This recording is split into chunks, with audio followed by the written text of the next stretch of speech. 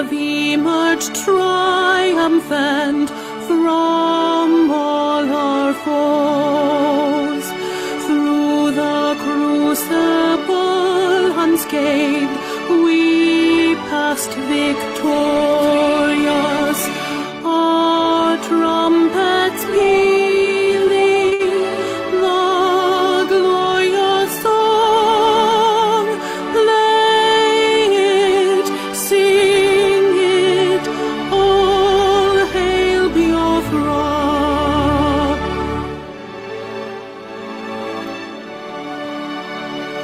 Oh, hail Biafra.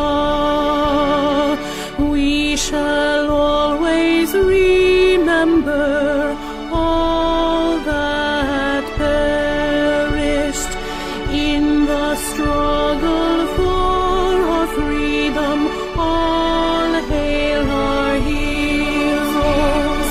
Our prayer shall be known both day and night. Say them always. All hail Biafra.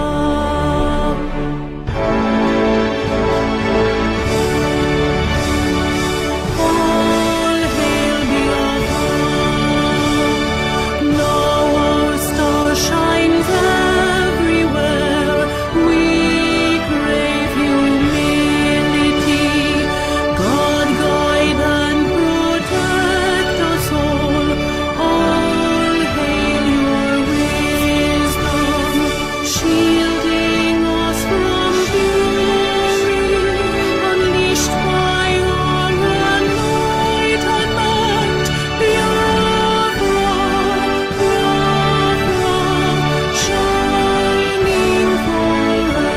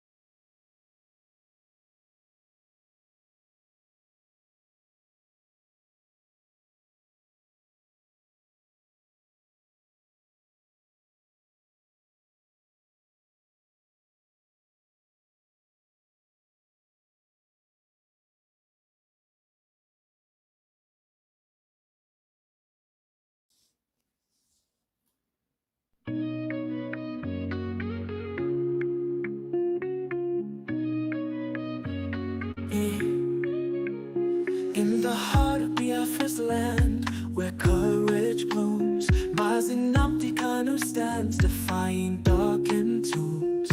A beacon of hope, a voice soon yielding. He fights for justice, freedom, heart's true healing.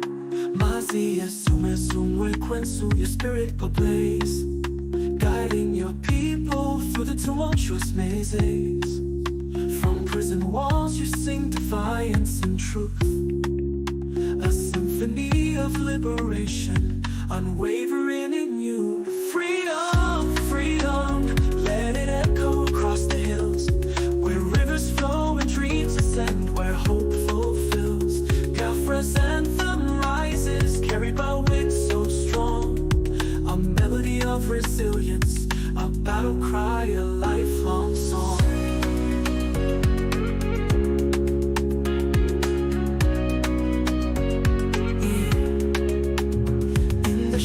Chains may bind, but not the soul. Mazinamdi Kanu, your purpose takes its toll. The world may turn away, blind to your plight, yet your flame burns brighter, igniting the fight. Behind prison bars you weave tales of courage, a a tapestry of resistance woven without rage. Your words pierce the silence like sunbeams through rain, calling for freedom's dawn, breaking every chain. Freedom, freedom, let it echo across the hills, where rivers flow and dreams ascend, where hope fulfills. Biafra's anthem rises, carried by winds so strong, a melody of resilience, a battle cry, a lifelong song. Lifelong song, encuentro, journey etched in time, a warrior for justice, a poet of rhyme. May your spirit soar beyond prison walls and may Biafra's freedom reign as destiny calls.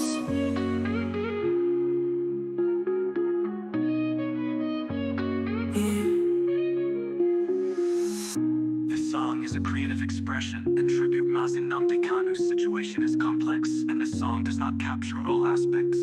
Let us continue to hope for justice and peace.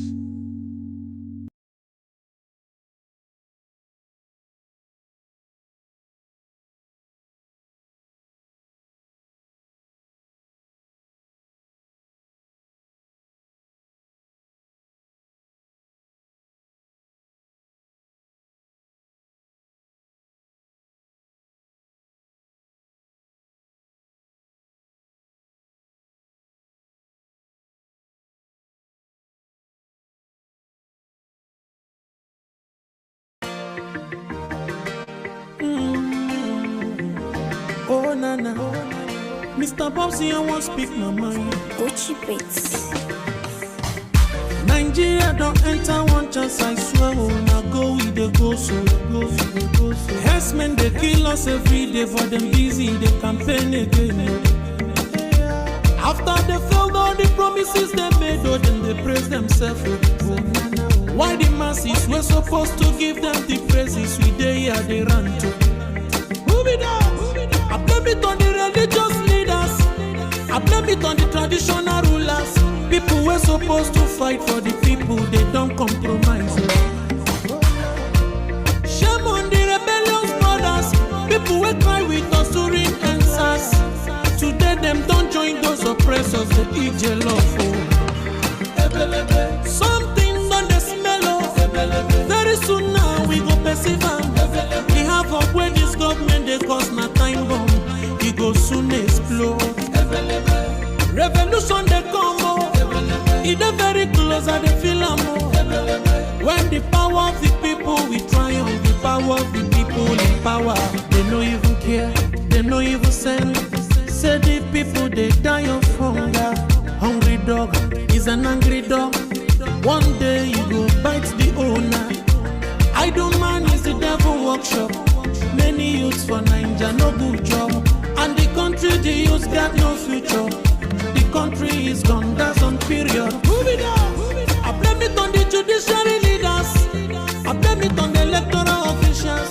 People were supposed to save the nation, but they collected bribe. Shame on the armed forces.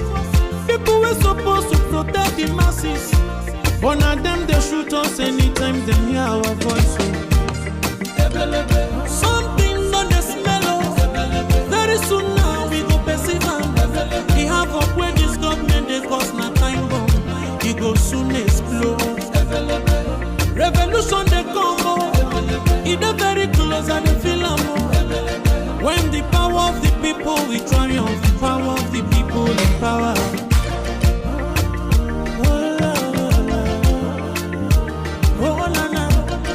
Mr. Bobsy, I don't speak my mind. Lord, come save my people.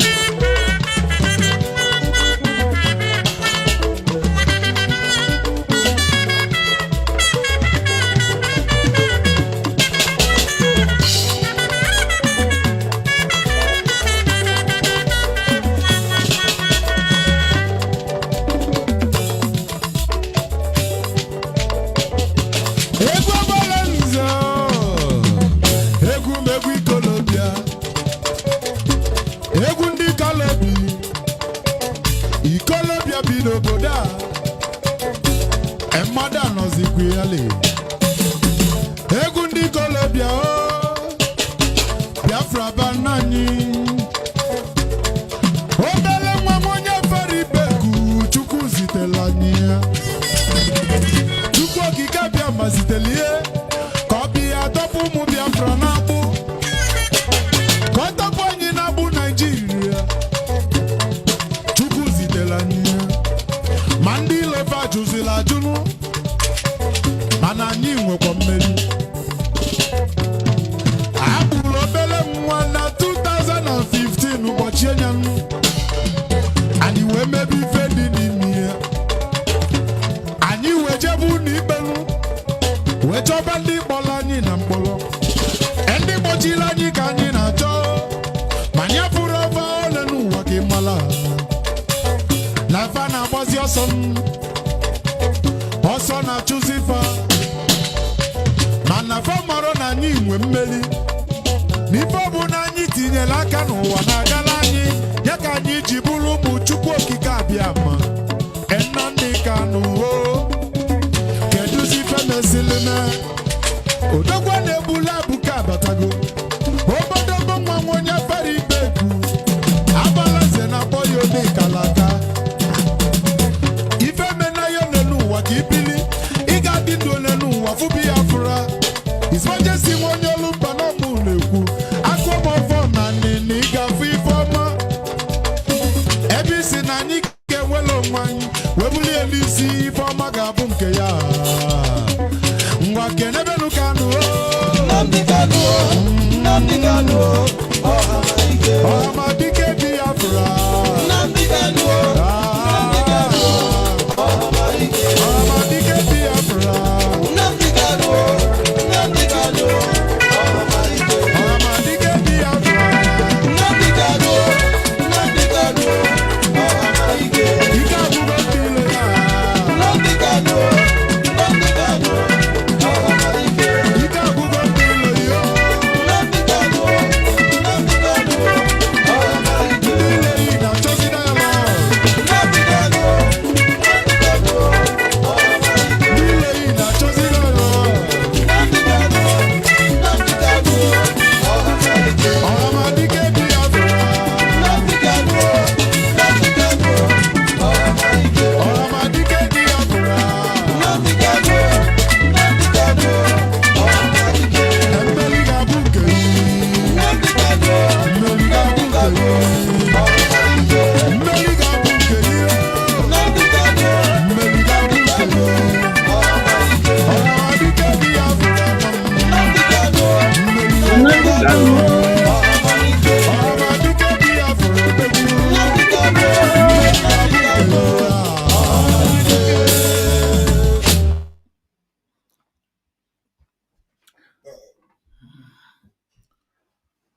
IPOB want family. IPOB want family. Want family. IPOB. This is Maazị Ezumezu Nwekwensu.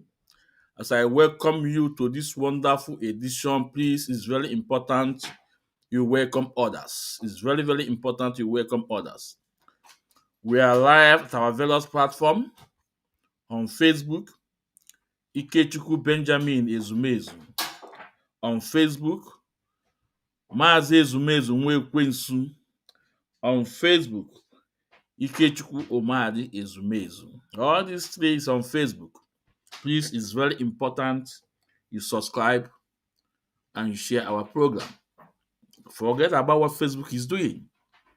Facebook is number one enemy of Biafra struggle. Facebook is number one enemy of our leader Maazị Nnamdi Kanu. But you know what? He cannot pull us down. He cannot stop us. We will continue to use their blow up to pass our message because we are doing the right thing. We're also live on X Handle, Chukwudi Benjamin Ezumezu. If you're on X Handle, you are listening to the sound of my voice. it's very important you share the program and invite your loved ones. It's very important. We also live on YouTube. On YouTube, the name is Ikechukwu Ezumezu. If you are not subscribed on our YouTube, please endeavor to do so. It's very important you subscribe on our YouTube so that anytime I'm online, you will get the notification bell. It's very important. Let's make it up to 1,000. Share the link on the YouTube. Invite your loved ones. Tell them to go and subscribe. This is the only one of this is the one of this the media, one of the channel that here know the gospel truth. Eziokwu akọrọ mmiri. Eziokwu akọrọ mmiri. I will also indulge you guys to go and follow Biafra Radio. It's very important. Biafra Radio.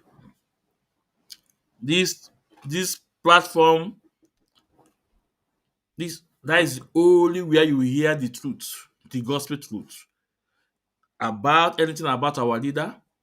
This is the platform, radio, Biafra Radio, and our page. About here, the message.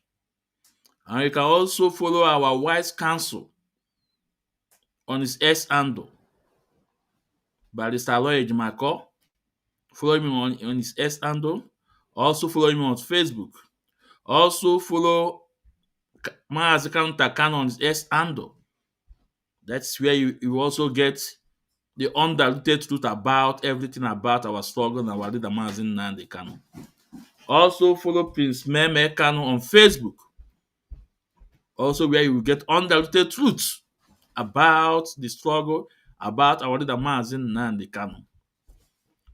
So these are the pages, platform that you will get the gospel truth. Eziokwu Chineke. If you are in doubt with anything, you can put your question across through the comment section or send your inbox or your DM. You will get the response. So as I welcome you once more again, please, it's very important you welcome others. Tell them that Maazị Otimbodombo is here. Go on and nwoke eziokwu n'online, no live. Gwa that ofu onye na-asụ na abịago, apụtago, nke mmadụ na-achọ igwe enyi ọsọ, Maazị Ezumezu nwa ekwensu. All we say here is truth and nothing but the truth. Today, when you look at the background, the picture on my background, you will see that okoko, that puff, that efulefu goes by the name Godswill Akpabio. The sexual harassment president. Sexual harassment president. Tell you what, obule ebuo, obule ofu, obule ebuo. Ibuo nke omeftagon the on media. Today, IAC Akwala. I want you guys to tag him on this program. Chineke ya akpụ ya ọkụ. Chukwu okike abịa ma ya akpụ ya ọkụ. Uduko Calabar and warfare. He's married to an Igbo lady. Foolish man. You think you can blackmail IPOB? You think you can blackmail our leader Maazị Nnamdi Kanu? Chukwu okike abịa ma will expose you. Chukwu okike abịa ma will expose you before the world. And you will went home with shame. No one serve Nigeria and go home normal. You must carry your bag of shame. You must carry your bag of shame, Akpabio. Akpabio, you must carry your bag of shame. This is the fact. Well, before we go to the Akpabio program, it's very, very important we tell Biafrans.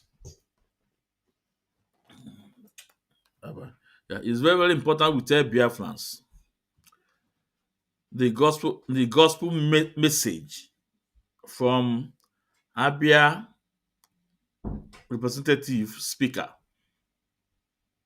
a House of Representative, in the person of Honorable Obiagocha, a man na-anụ ọgụ n'ime mmụọ na ime eziokwu about our leader, a man kwu n'eziokwu, a man who before his enemy and there is no fear around him, a man the day the House of Rep turned upside down. God, that you cannot shut me down. A man possesses the spirit of our leader, the spirit of Ojukwu, but he's a very gentle man. But he remains fearless. I want to present the program he has on Arise TV. So for those of you that have not come across it, it's very important.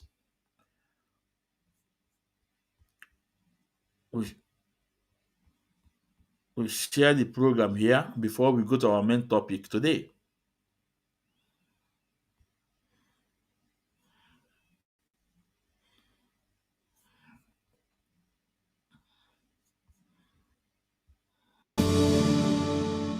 The ongoing detention and trial of the leader of the indigenous peoples of Biafra, Nnamdi Kanu, has sparked fresh controversy following a confrontation on the floor of Nigeria's House of Representatives.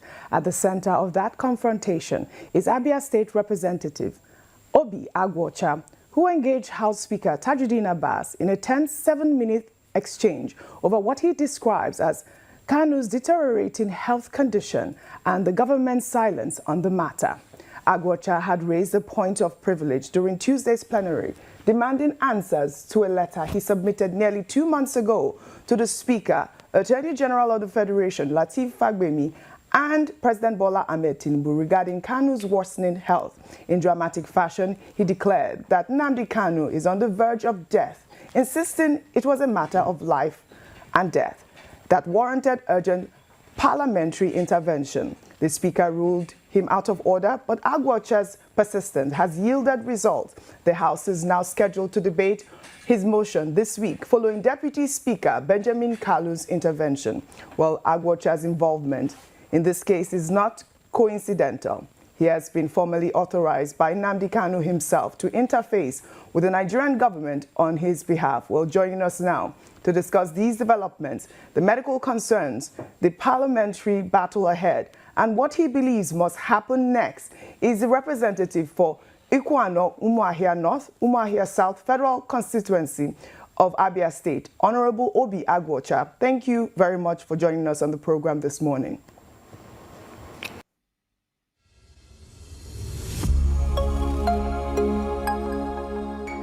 Podbean, your message amplified. Thank you very much, OJ. I'm happy to be here. Thank you. Honorable Agwocha, let's start with Tuesday's heated exchange with Speaker Abbas. You raised Nnamdi Kanu's health as a point of privilege, but the Speaker ruled you out of order. Now, can you walk us through what happened and why you felt this approach was necessary? You stated that Nnamdi Kanu is on the verge of death. What specific information do you have about his health condition that led you to make, such a grave assertion? Well, on the 21st of August, I had paid a visit to my constituent, Mazen Nnamdi Kanu, at the DSS detention. And when I met with him, honestly, I thought I was seeing a ghost-like figure. We discussed extensively, by which we had an intervention of his medical doctors to do a full assessment of him. And their conclusion, which was part of the report that I sent to Mr. President, that I sent to the Attorney General and to my Speaker, was the conclusion of the report was that Mazen Nnamdi Kanu had organ insufficiencies, including a low potassium count. You could also recall that during the rendition, the extraordinary rendition on him, his nose were broken and so many other issues that arose from that. So mainly what I was saying to the Attorney General and to the Mr. President and to my Speaker was for them to urgently intervene to give him adequate medical treatment, and at the same time for them to constitute their own panel, government panel, to reassess Mazen Nnamdi Kanu with a view to look at the medical report that was in existence, which was his own medical report. And the Attorney General actually constituted a medical team to reevaluate Mazen Nnamdi Kanu. Upon their evaluation, they even went further than Mazen Nnamdi Kanu's team of doctors to also verify that there were other issues that even were not captured by Mazen Nnamdi Kanu's lawyers, doctors.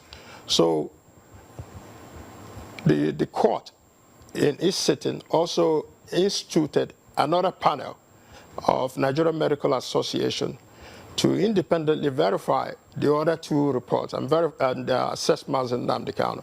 So we are still waiting for the NMA report to be made available to the court so that we can look at how far that it has gone into the deterioration of his health. But Mazen Nnamdi Kanu, make no, we should not be under any illusion, is sick. And if his health is not managed away from the primary health centers that he's been managed at the DSS facilities, what we are requesting for Mr. President is for him to intervene to have DSS transfer Mazen Nnamdi Kanu from a primary healthcare type facility to an adequate tertiary health facility anywhere in the country so that his health can be managed effectively. Otherwise, if by providence that they allow Mazen Nnamdi Kanu to continue to deteriorate and he dies in detention, it will be catastrophic and volatile, especially in the Southeast, for them to manage. What we want is for the government to be circumspect about it and look at it critically, that Mazen Nnamdi Kanu has a fundamental human right. He has neither been convicted for any crime in Nigeria, nor, so that for him, the same right that should be availed to me or to any other Nigerian should also be accorded to Mazen Nnamdi Kanu. His health is very paramount and must be treated accordingly. All right, Honorable Agocha, thanks for the information. You're very specific. You're also very detailed.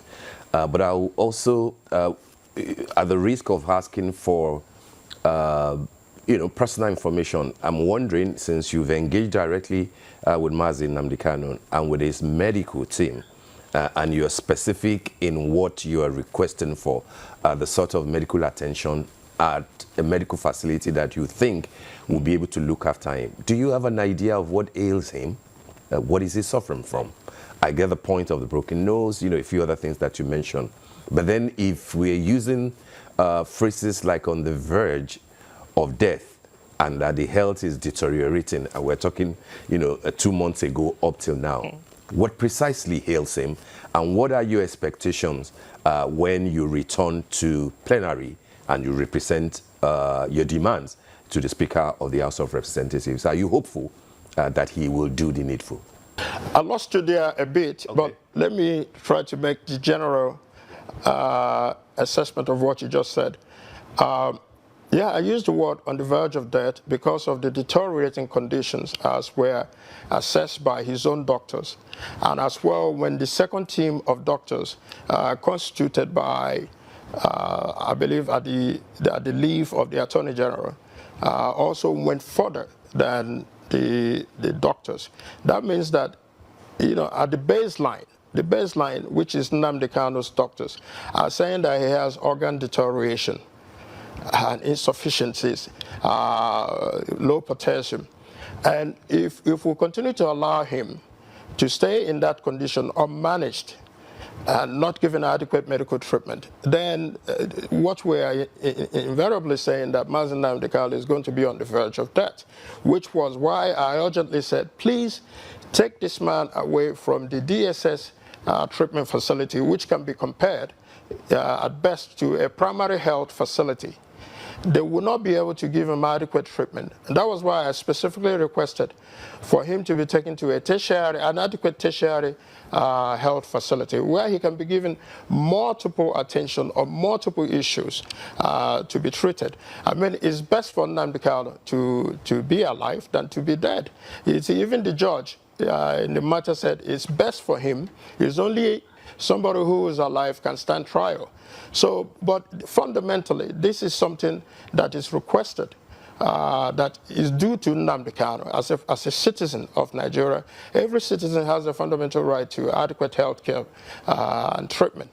Now, regarding the speaker, the urgency of it was why I came under privilege. One, because I have written them earlier, requesting for their intervention. And as a member, I deserve to have a response of whatever issues that I raise, whether it be positive or negative. So when... Yeah, friends, let's say something before Obiagocha will continue. I want to say that, in Agoka, whatever you believe in, Christian, Muslim, Ordinana, whatever, always put IPOB leader Onyendu Mazi Nnamdi Kanu in your prayer. Because Mazi Nnamdi Kanu means well, not only for his people, but across the bar, all over Africa. Mazi Nnamdi Kanu means well for everybody. He already said that, allow my people for we to determine how we are going to live our life, for we to have our destiny in our hands. This is all Mazi Nnamdi Kanu is asking for. Is it too much? There are some countries in this planet Earth that they are not up to 500,000 people. They are not up to 500,000 people. There are countries on this planet Earth that some of them are just 40-something thousand people. 40-something thousand people. How about Biafrans that we are over 70 million people? The reason why this is happening is just because of our resources. Our God blessing to us. What is in our land? Tell me, do you think that if there is nothing in our land, do you think UK, America, and the rest of them will have interest in our land? Long ago, they will say, no, let these people go. Let them go. But just because of that interest, game of interest, all those oil companies, now they are still discovering raw materials. Go to Ebonyi State and see what is going on there. How about in Imo State? National gas. So the blessing from Chukwokika Abiyama will be cursed to us. God forbid bad thing. In the history of Nigeria, no one have passed through what Mazi Kanu is passing through.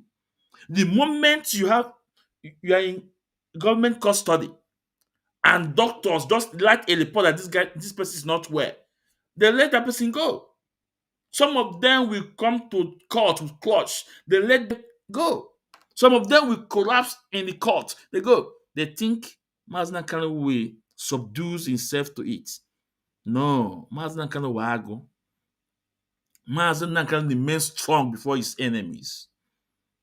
We all know that Onyendu Mazi Nnamdi Kanu is not sound. If he saw the video, the last cut, he will know that our leader Mazin Nankan is not sound. But guess what? Only the flesh is weak, but the spirit is high. They can, you know, they can they, they can suffer the flesh, but the spirit inside him is high. Is high. Ago. Nobody can stop him, and nobody can take his life. And it's only the Mazin Nankan will live, and he will live. He will enjoy what he's fighting for, what he fight for.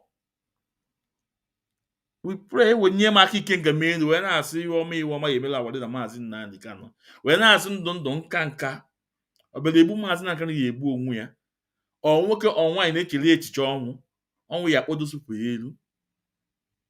As na mazin na nka na onye ndo mazin na nka na ogbuo na aka ya wuli ndụ ndụ, ogbuo na aka ekpe ndụ ndụ, ogbuo n'ilu na n'azụ ndụ ya adịrị ya.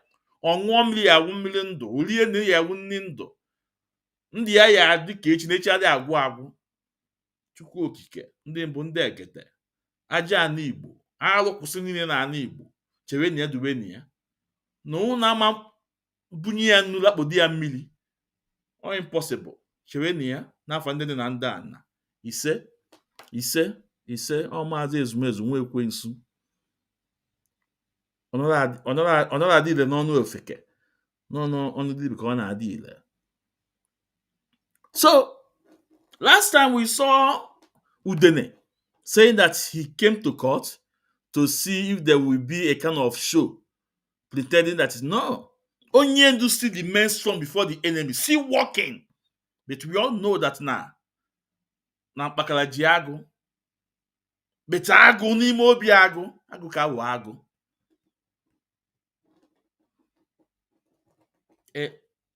The doctors, they have checked his body. They put the report there. Even Nigeria government doctors came and checked his body and discovered that there is more problem in our leader's body that his personal doctor did not see. The report is there. But Justice Omoto show Chineke ya akpọ moto show. You want to play gambling with our leader's life. That ọnwụ ya akpọ gị ilu. That ọnwụ ya akpọ gị ilu. Ikwete na ọ na-eme, ikwete na anyị ọmụmụ Biafra ndị gboo. That ọnwụ ya akpọ gị ilu.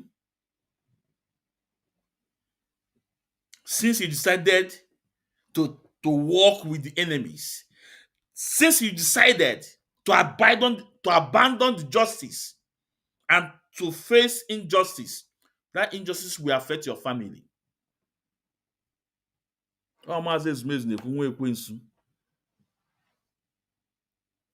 How can you tell me that even the external edition files that we know the wise counsel and the MK team doctor file before your court? You say you did not see it. But they are coming with it. They are coming with it. It can only run, but you cannot hide. It can only run, but it cannot hide. I trust MK legal team. These people, God assembled them for Mazin Nandekam. The people, they believe in what Onyendu is doing. They are telling us that they are fighting for themselves, not for our leader. For the betterment of their future, of their unborn children. But on that by you go over, like if I need your fan is come. A order of the Niger. We said to do Ezekome. And now okay, people now say na I am a. So I'm not too sure whatever you call your name. It is better you just answer up in this case. Because you have no decision in this case.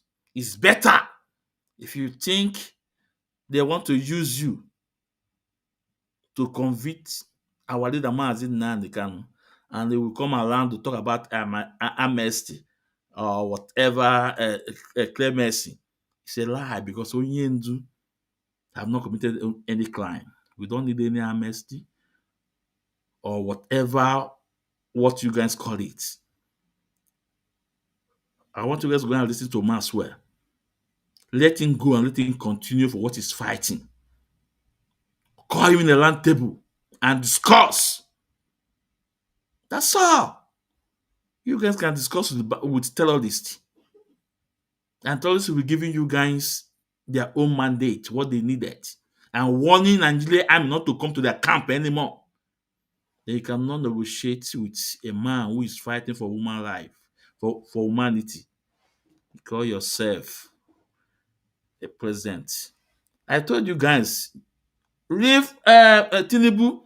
Tinubu still have that hate of Igbos is still in his vein. The last time we play a video, we reminded the world what his wife said and what Tinubu also said, that we came to Lagos when we are 12 years. No? Today, look at what is going on in Lagos today. We are coming to that. Let's continue. Let's continue with Obia Gocha before we go to our main program.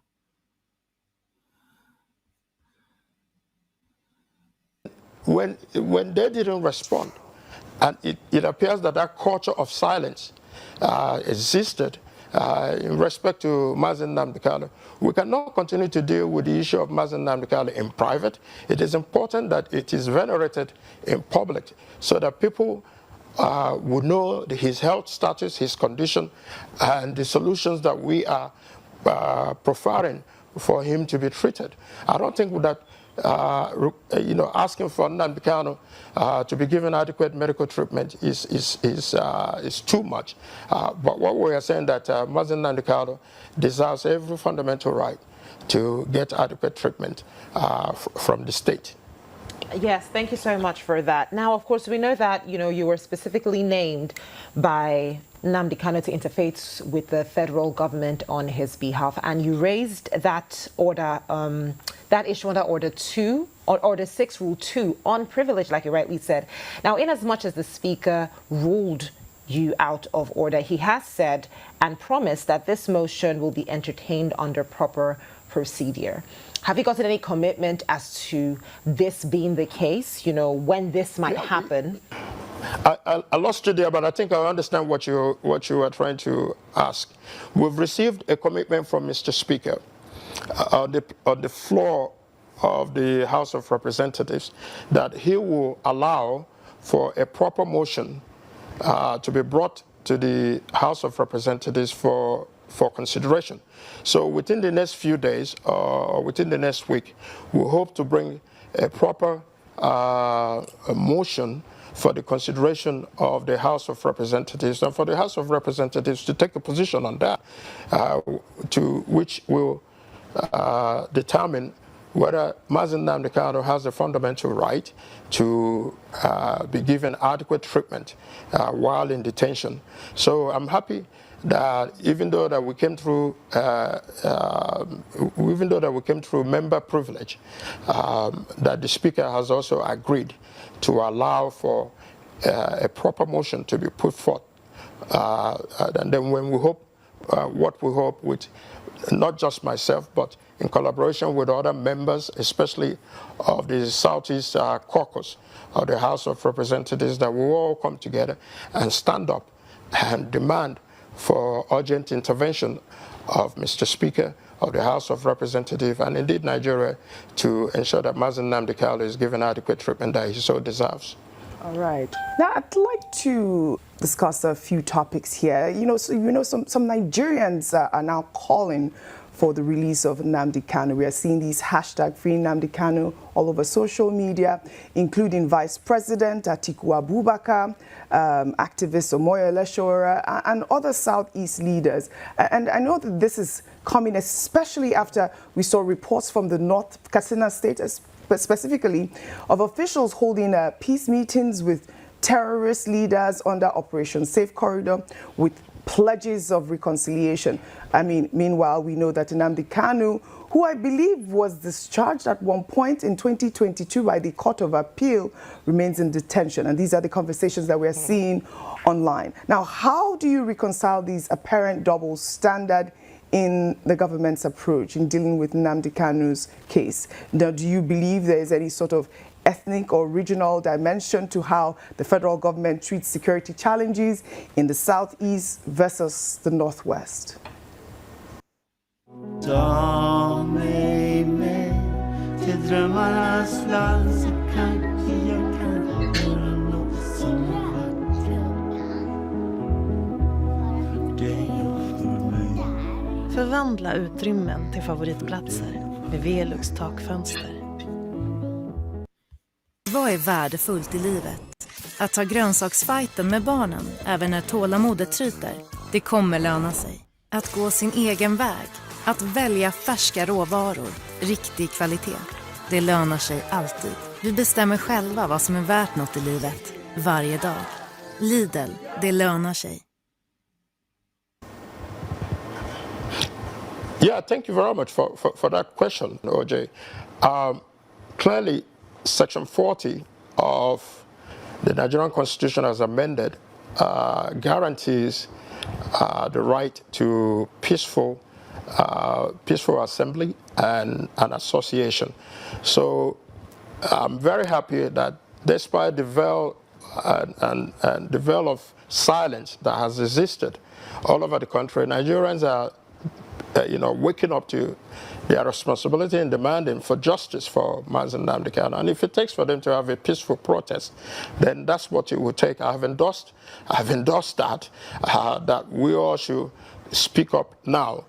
The truth is that in Nigeria there appear to exist two sets of rules.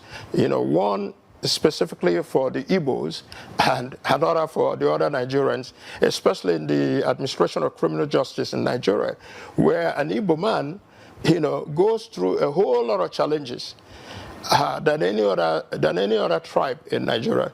That bias, I don't know where it exists and comes from, maybe since after the post-Civil War. But we are all Nigerians, regardless of our ethnic backgrounds, regardless of our cultural backgrounds. The same right that exists for a Northerner, for a Yoruba man, for any other tribe otherwise minded, is the same right that should exist for the Igbo man. There shouldn't be any special exceptions. I mean, look at Nnamdi Kanu. See, look at what we are fighting is even to get treatment. There are a whole lot of people in that gap previously that were held by the state that even demanded to go overseas to get treatment for their ailments.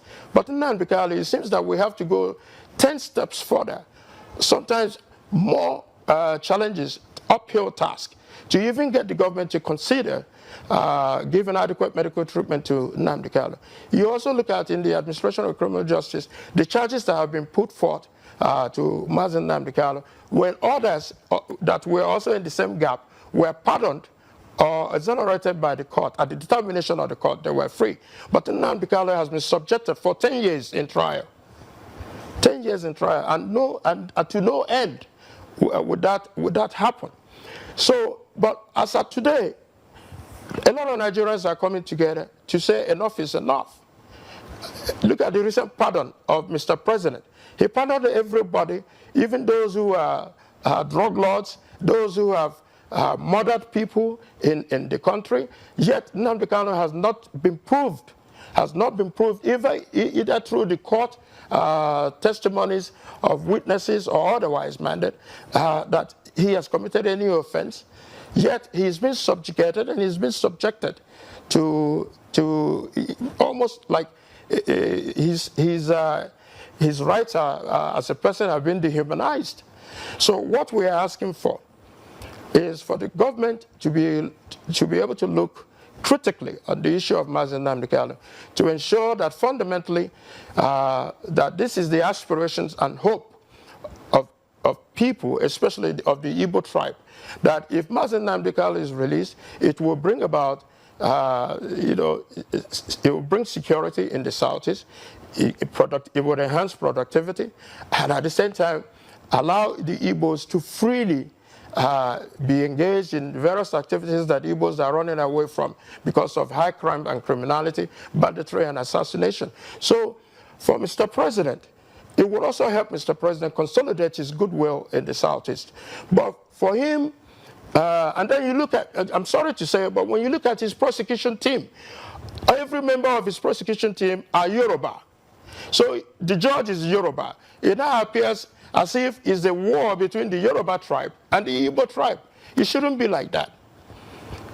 So for us, it is critically important for the government to be circumspect about this, and the Igbos are asking for it, and that this is our this is our hope and aspiration, that the president can consider universally the release of Mazi Nnamdi Kanu, so that Southeast can return to peace, and Mazi Nnamdi Kanu can come to his family and be engaged in productive activities as he has been previously. That he's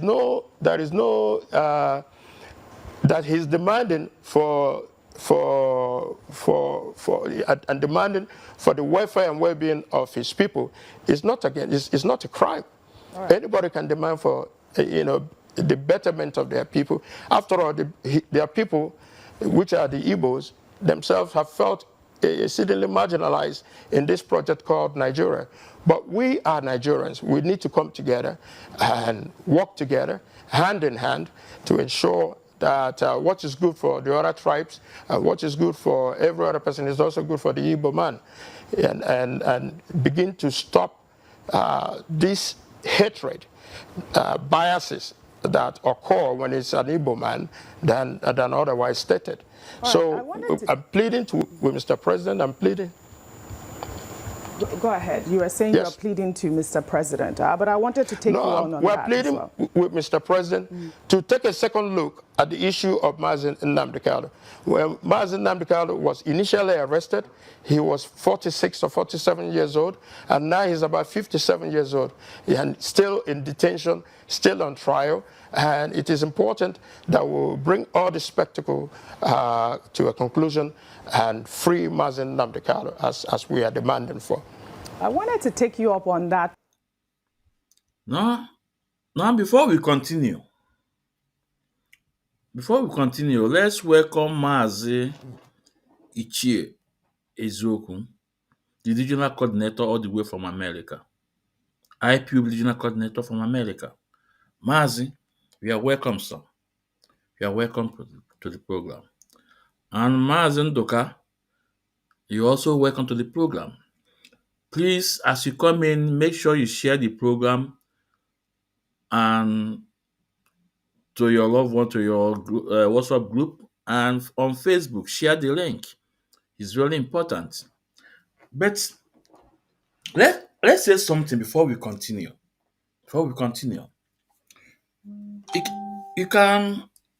You will hear from Njideka Ube saying that Nigerians are calling the release of Mazi Nnamdi Kanu, and he mentions names like Atiku Abubakar, Showore, Peter Obi, Goodluck, Jonathan, Shehu Sani, and a lot of them are calling release of Mazi Nnamdi Kanu. Why? Now you will agree with me that Onyendu Mazi Nnamdi Kanu is a very wise man, also have a very wise counsel. Those people are saying that those people, Chika Paul Edozemo, Chinasa Wankita, telling you guys that we're supposed to stick on our Appeal Court judgment 2022. Do you think if Onyendu Mazi Nnamdi accepted the idea and stick on 2022 judgment, do you think Onyendu will have, as it is now, Onyendu is having favor across Nigeria, sympathies across Nigeria. Onyendu is leading the way, not Nigeria government anymore. If, I repeat, I say if, that Onyendu accepted what these men are saying and stick on judgment of Appeal Court 2022, Nigeria government will have upper hand today. Guess what? Do you know what Nigeria government will be saying? That Onyendu don't want to obey the Supreme Court judgment. And all those people that are sympathizing with Mazi Nnamdi will not make it open, will not come out to sympathize with Mazi Nnamdi. They will say that, oh, the Supreme Court is the highest court in the land, the apex court in the land. Why didn't he obey the Supreme Court? And remember also, the man that took us to the Supreme Court is the same San Ezekome. It's San Ezekome. So he took us to the Supreme Court and he want to tell us that we should not obey the judgment of the Supreme Court. Who said that? And I could all that Nonyendu listen to this man. Guess what Nigerian government will do? They will throw our leader somewhere and just lock the key. Anytime they like, they will open it. But now, as it is now, Nigerians are demanding the release of Mazi Nnamdi Kanu because Nigerians have understood that this is no more how will I say? It's a persecution, not it's a persecution right now. It's a persecution. Nigeria have understood that. Nigeria have argued about that. That's Mazi Nnamdi Kanu is no more before the court. What they are doing to him is persecution because it's an Igbo. He comes from Igbo tribe. And remember what Mazi Nnamdi Kanu said, that all those injustices against Igbos will end by him. That was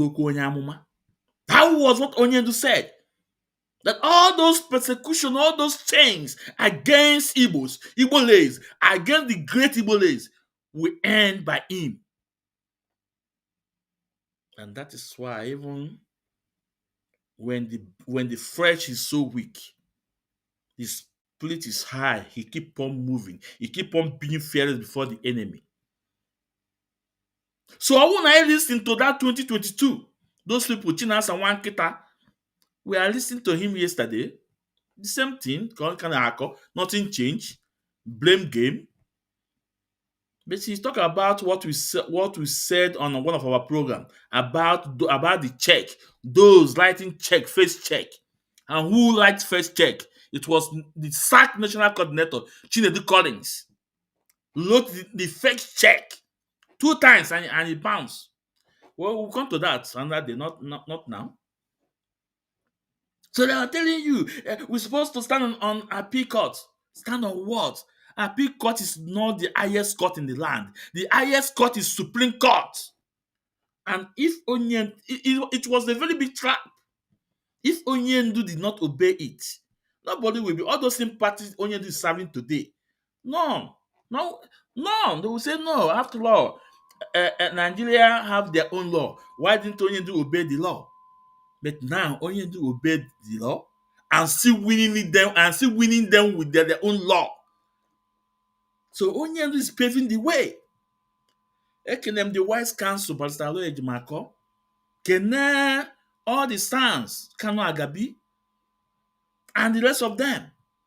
But stand and make a job for Maswell, Jude, and we have a lady too. And Mandela, the rest of them making a moon. Let's continue. This program, what I am not to go back at this program. Because I have a little rhetoric you made about the president granting clemency to 175 inmates and ex-convicts. Now, you know that the presidency is defending this as a legitimate exercise of constitutional powers of mercy. Now, given that you have been authorized by Nnamdi Kanu to interface with the federal government on his behalf, do you believe, now considering that he had, that court of appeal had discharged him in 2020, do you believe that Nnamdi Kanu should be a candidate for presidential clemency as well? Is that what you're suggesting? Have you explored this avenue? Well, the clemency starts with a Biafrans, I just want you to just sit down and listen to the response to Biagocha, to Njideka Okpe. You know, you see, Njideka want to throw Obiagocha off balance. See, you talk about people that Bola Ahmed leave pardon. Do you also in a line say that Nankan should have clemency? And what is that clemency? What does it stand for? Means what it stand for that someone that has been convicted and i- later that person will have presidential pardon. On this note, this where can I does my cap to Biagocha. Let's listen to what Obiagocha said. Let's listen to him. Conviction, Nazir Nandekano has yet to be convicted in any court in Nigeria. Rather, he's been acquitted. Most charges against him has Yes. been discharged by a Nigerian court. The problem previously was Nigerian court were adamant and were not obeying court orders. So we want this president, like I said, to be circumspect as to many discharges that has happened in the case of Mazi Nnamdi Kanu. But on the whole, the president should be holistic. What is the best interest for the Southeast? For peace and stability in the Southeast, to have a reduction in high crime and criminality, banditry and assassination, starts from the release of Mazi Nnamdi Kanu. So it is important that the president understands that the Southeast must have to be made whole, that we can no longer continue to remain in silence and think that everything is going to be better.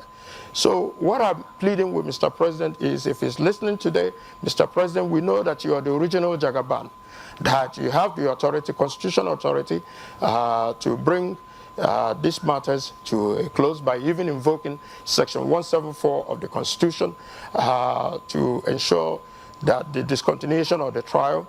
Let us sit on a table, political round table, and seek common solutions to this.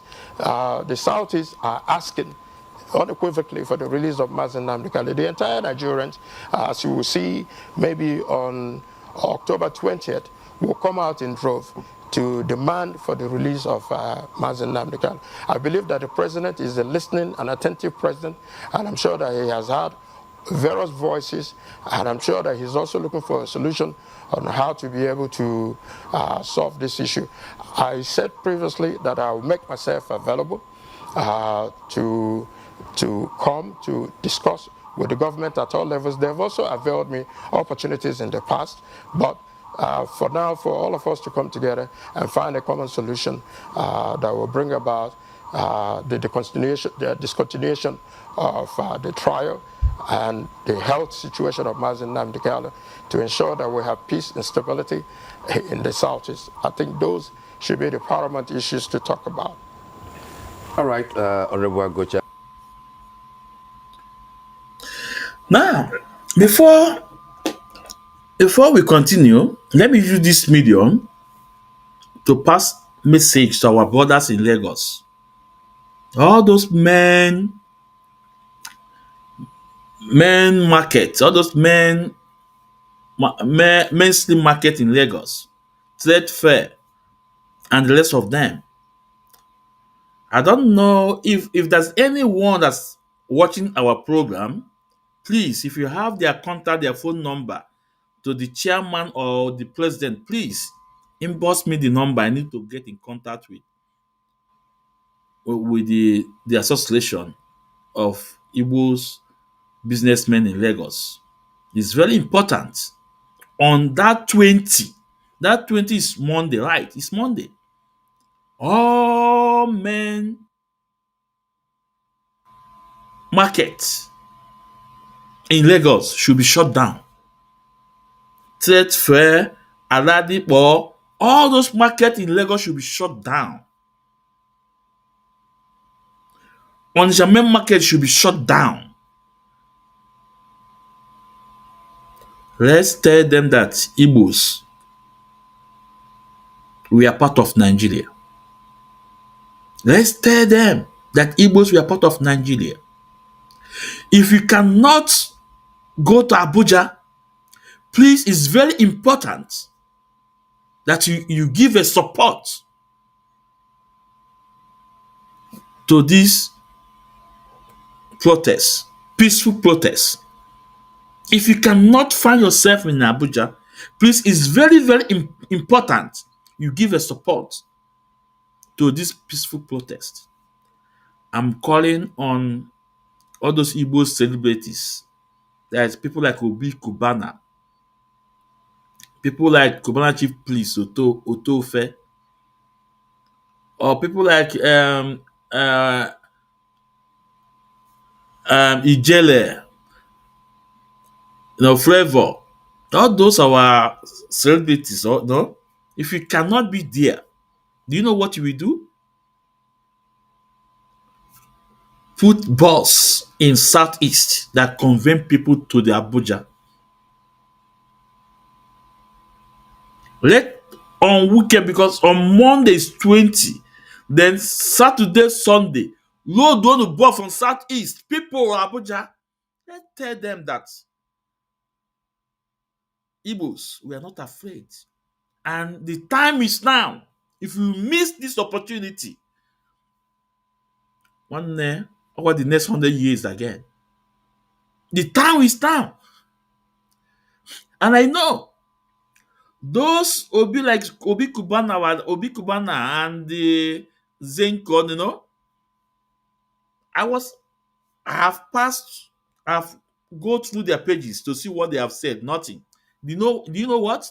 They can't say anything, because if they say something, DSS will come for them, EFCC will come for them, because they know the kind of business they are doing in Nigeria. I must be honest with you. And DSS know that they are doing a dirty business in Nigeria in terms of oil. This is a fact.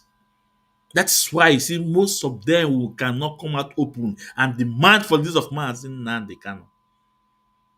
Do you think both what is his name? Nkewanya Agwe, what is his name? E-money.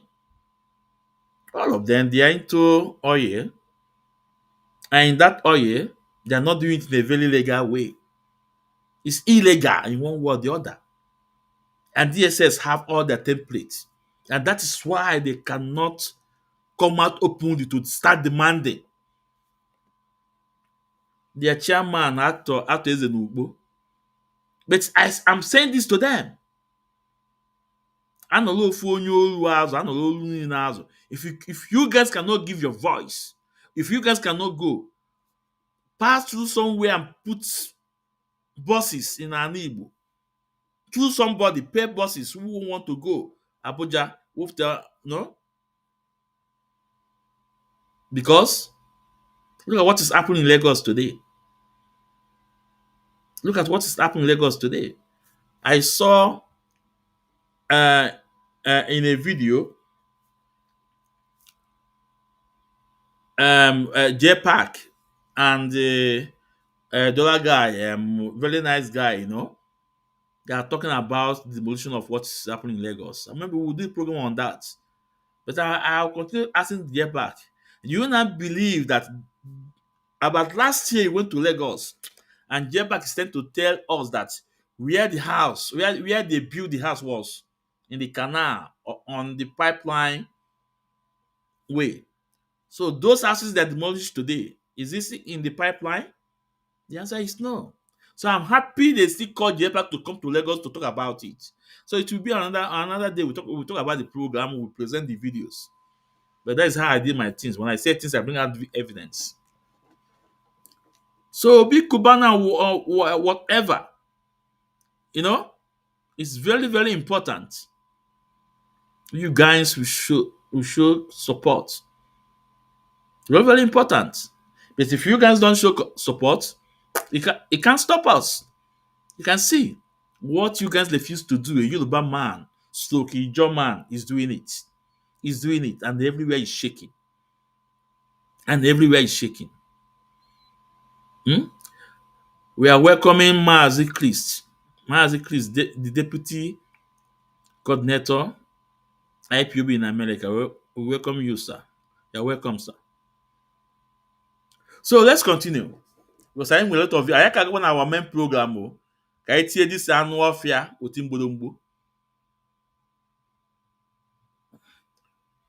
One way place in Chok, I got before I will. And like you said, I've been given his mandate. Okay. I've been giving his mandate, Yes. his legal mandate, to ensure that we negotiate with the federal government of Nigeria and to ensure that we seek a political solution that will bring all this to an end. All right, very well said, Honorable Agocha. First question, I would like to ask a couple, if you don't mind. What do you think recommended you for the role that Mazi Nnamdi Kanu has given you as the negotiator with the federal government, given that you are also part of government one way or the other? But I also heard you say something akin to conspiracy of silence, even in the National Assembly, as far as Nnamdi Kanu's issues are concerned. What recommends you for this role, and what specific holistic move do you think that you have made as Southeast, as Igbo nation, to consider what Ohaneze has always, tried to say, that it is political solution that can ultimately free Nnamdi Kanu? I'm asking this because you are also endorsing the protest, peaceful protest, we've been told, but then you are endorsing it on the one hand, and then on the other hand, you seem to be asking for a political solution.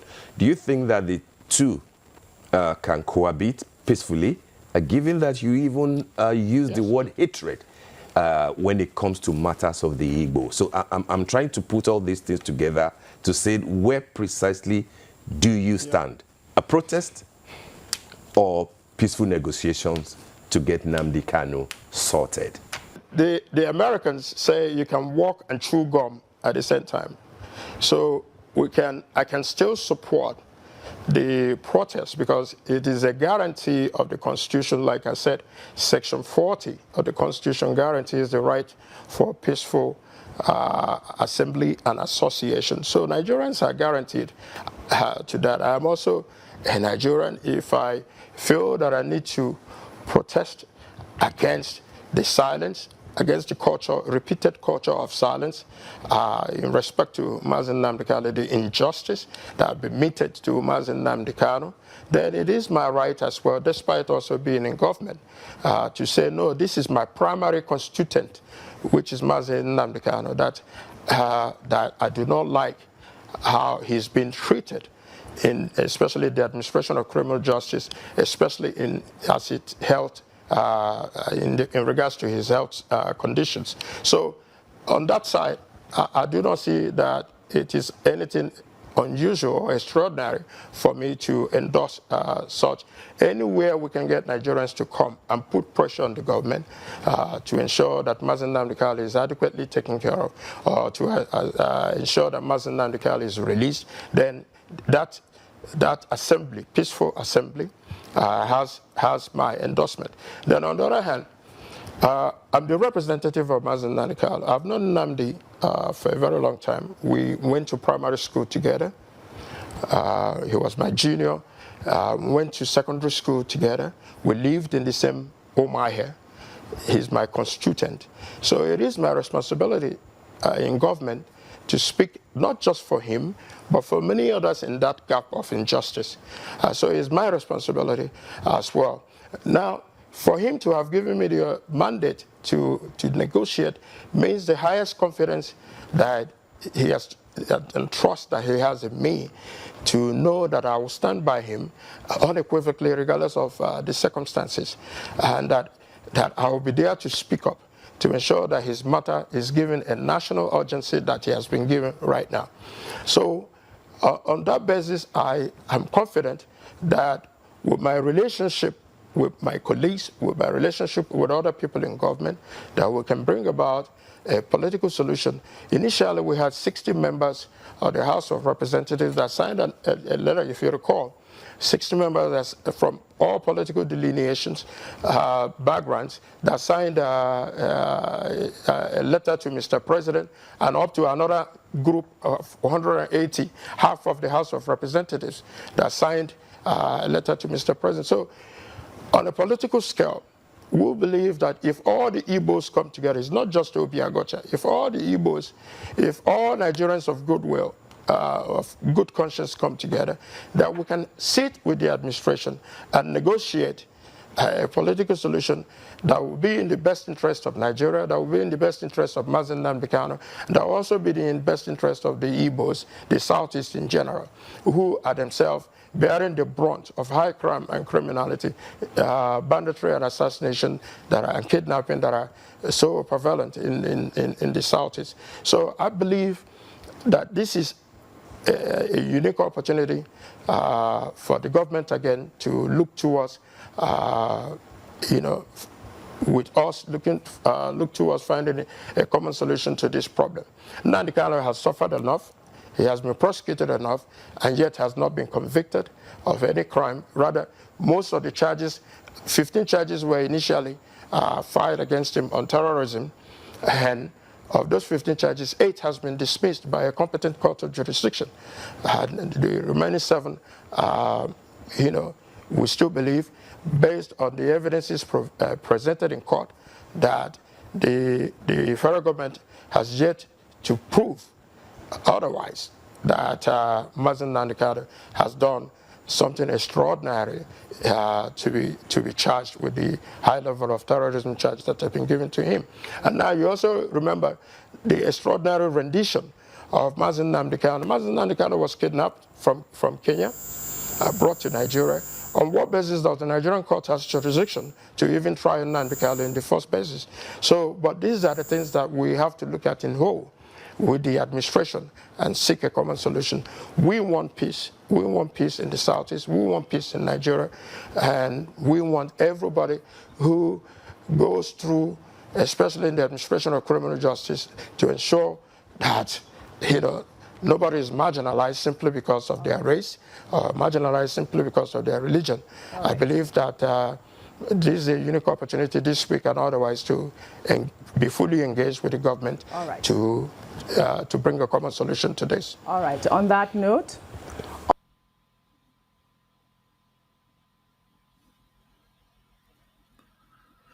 Now, do you now agree with me that the people that are holding Mazen Nnamdi Kanu is not even Nigeria? It's not even Nigeria. It's not even politicians. But they are using them as a tools.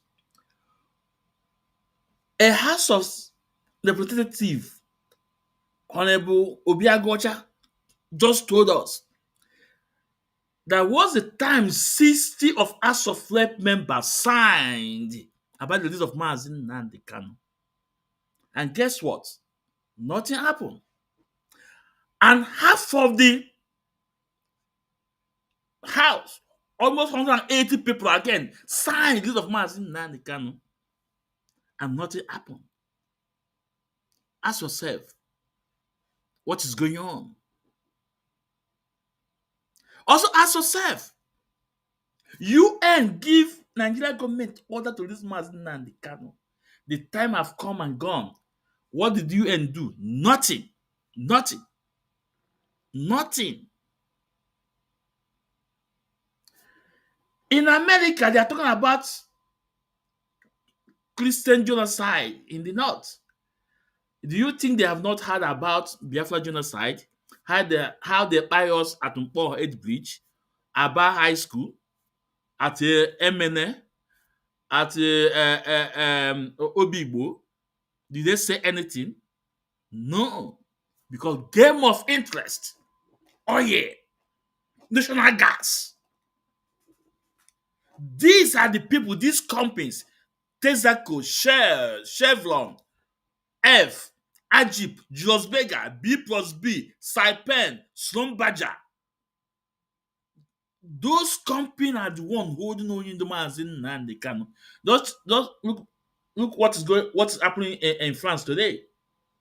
Because of Burkina Faso, Niger, and Mali have said no to France. France economy is shaking.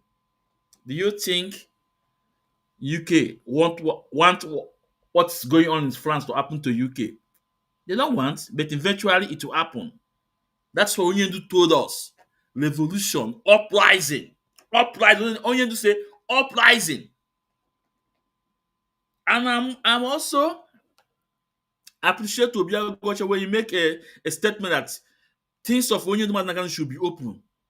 I will tell, let me use this media to to tell Onyendu legal team, if they will hear my advice, it is time they make everything about Onyendu Mazinan can open. That will put them on a very hot seat.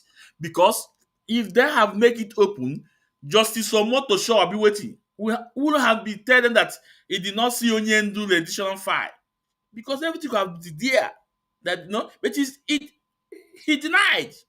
So you guys are trying to respect them, walk indoor to make sure the injustice is done. But they refuse. It is time for you guys to start telling them if you want, okay, it has to be on media. That will also put them in a hot seat. This is my opinion. It's my this is just my opinion. Everything hiding. Let's make it confidential. No, you guys have done it for a number of years. They are using it against you guys. It is time when they come, they make it open. Now, I can Obi Agocha for this your interview on Arise TV. Eboliwe ewu na-ata. I can egosa.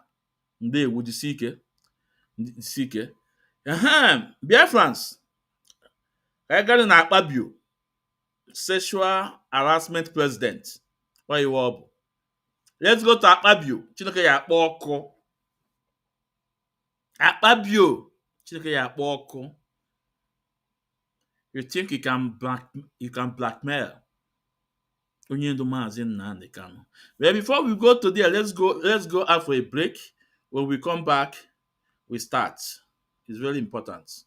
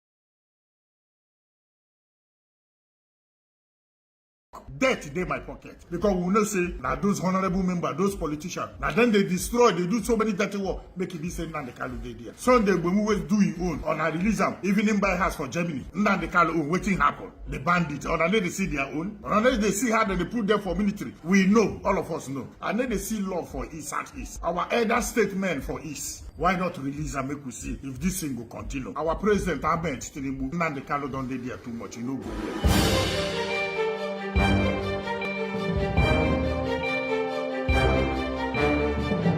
I greet people of Nigeria.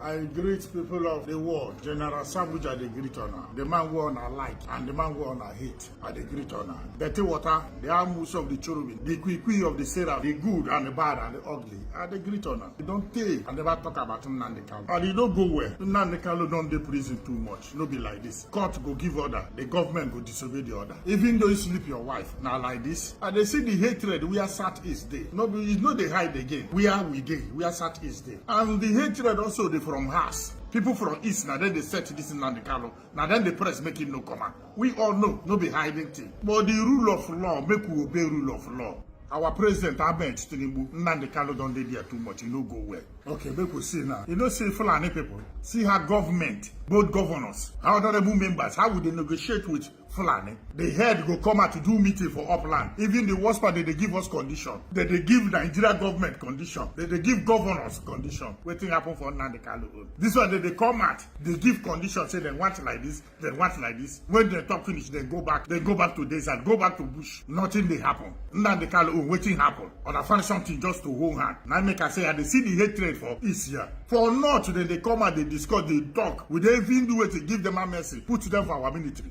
Put them for uniform. Give them position. We know they do well. We they just show love for one side. We they show hatred for one side. Waiting Nnamdi Kanu do what another person never do. The bandits. Or they see their own. Or they see how they put them for military. Even on they say that they carry food, go give them. How they take get all these guns where they get? No be our people. Who go talk? As an don't plan to the killers, no wahala. The thing what I say go talk. Debt in my pocket. I am Mr. Debt on the pocket. And they carry a waka.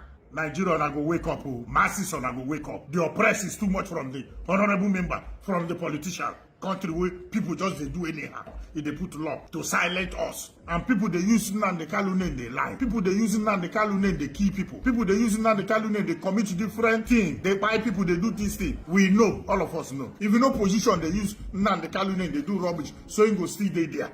Opposition they kill, they do dirty work, making Nnamdi Kanu still remain there. People they call community war, community robbery, community kidnapping, community stealing. All Nnamdi Kanu. And then they see this thing no go well. When you see white, call them white. You no go well. Our elder statement for East. Nnamdi Kanu don't suffer enough. Waiting happen. The oppress and intimidation no be so now. Sunday when we always do his own on a release them, even in buy house for Germany because na Yoruba man or waiting. And then they see love for East and East. And then they show us love. And they show us hatred. Like say we no follow for the country. East no follow for the country. And I tell them. And I tell us. Because we know say now those honorable members, those politicians. Now then they destroy. They do so many dirty work. Make it be saying Nnamdi Kanu dey there. Why not release and make we see if this thing will continue? Some governor they fear for East.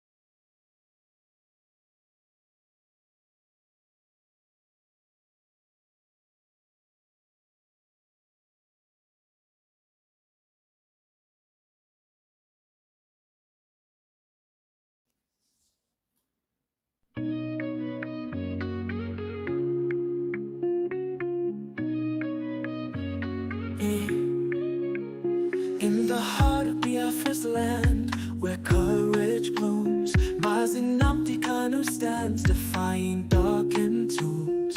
A beacon of hope, a voice unyielding. He fights for justice, freedom, heart's true healing. Mazia sume sumwe kwensu, your spirit go blaze, guiding your people through the tumultuous mazes. From prison walls you sing defiance and truth, a symphony of liberation, unwavering in you. Freedom, freedom, let it echo across the hills, where rivers flow and dreams ascend, where hope fulfills. Biafra's anthem rises, carried by wind so strong, a melody of resilience, a battle cry, a lifelong song.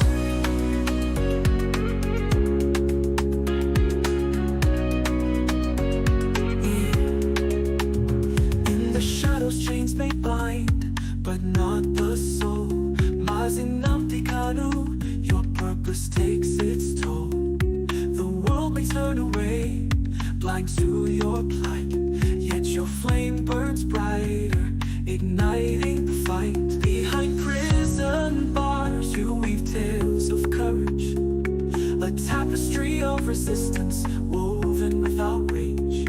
Your words pierce the silence like sunbeams through rain, calling for freedom's dawn, breaking every chain. Freedom, freedom, let it echo across the hills, where rivers flow and dreams ascend, where hope fulfills. Biafra's anthem rises, carried by wind so strong, a melody of resilience, a battle cry, a lifelong song. Life somewhere Kwansu, you're etched in time, a warrior for justice, a poet of rhyme. May your spirit soar beyond prison walls, and may Biafra's freedom reign as destiny calls.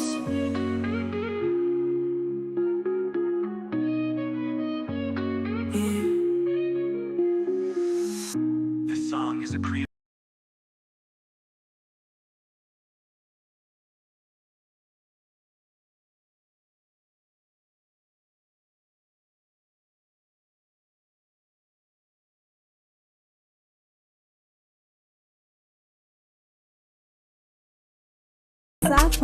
Freedom Nnamdi Kanu protest for us, so up we go, we go.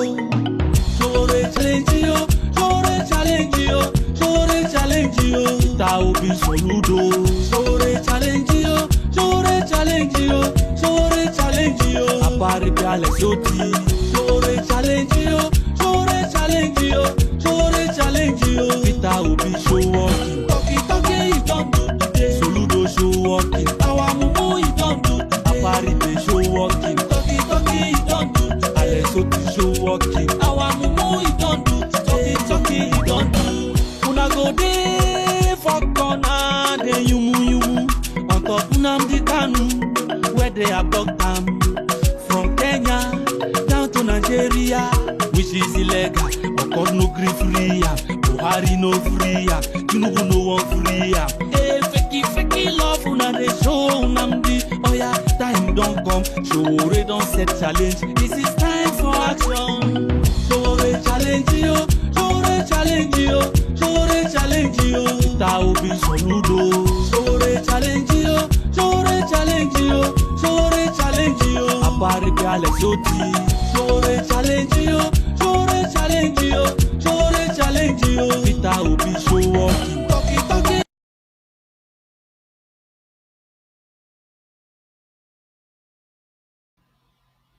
Welcome back. This is Mazi Zumezunwe Kwensu. As I welcome you to this wonderful edition, it's really important you welcome others. We are live on various platforms.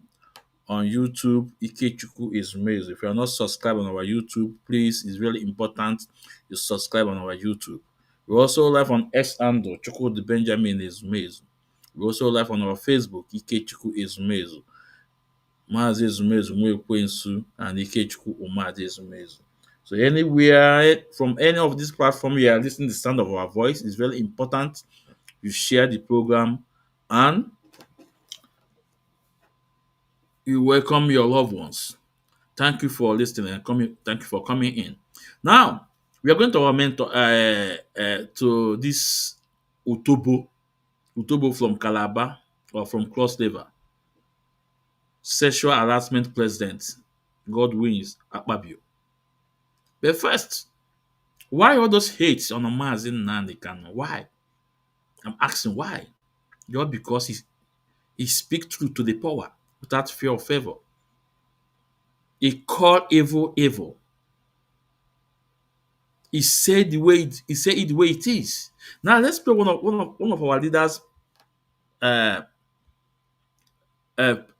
preaching, preach.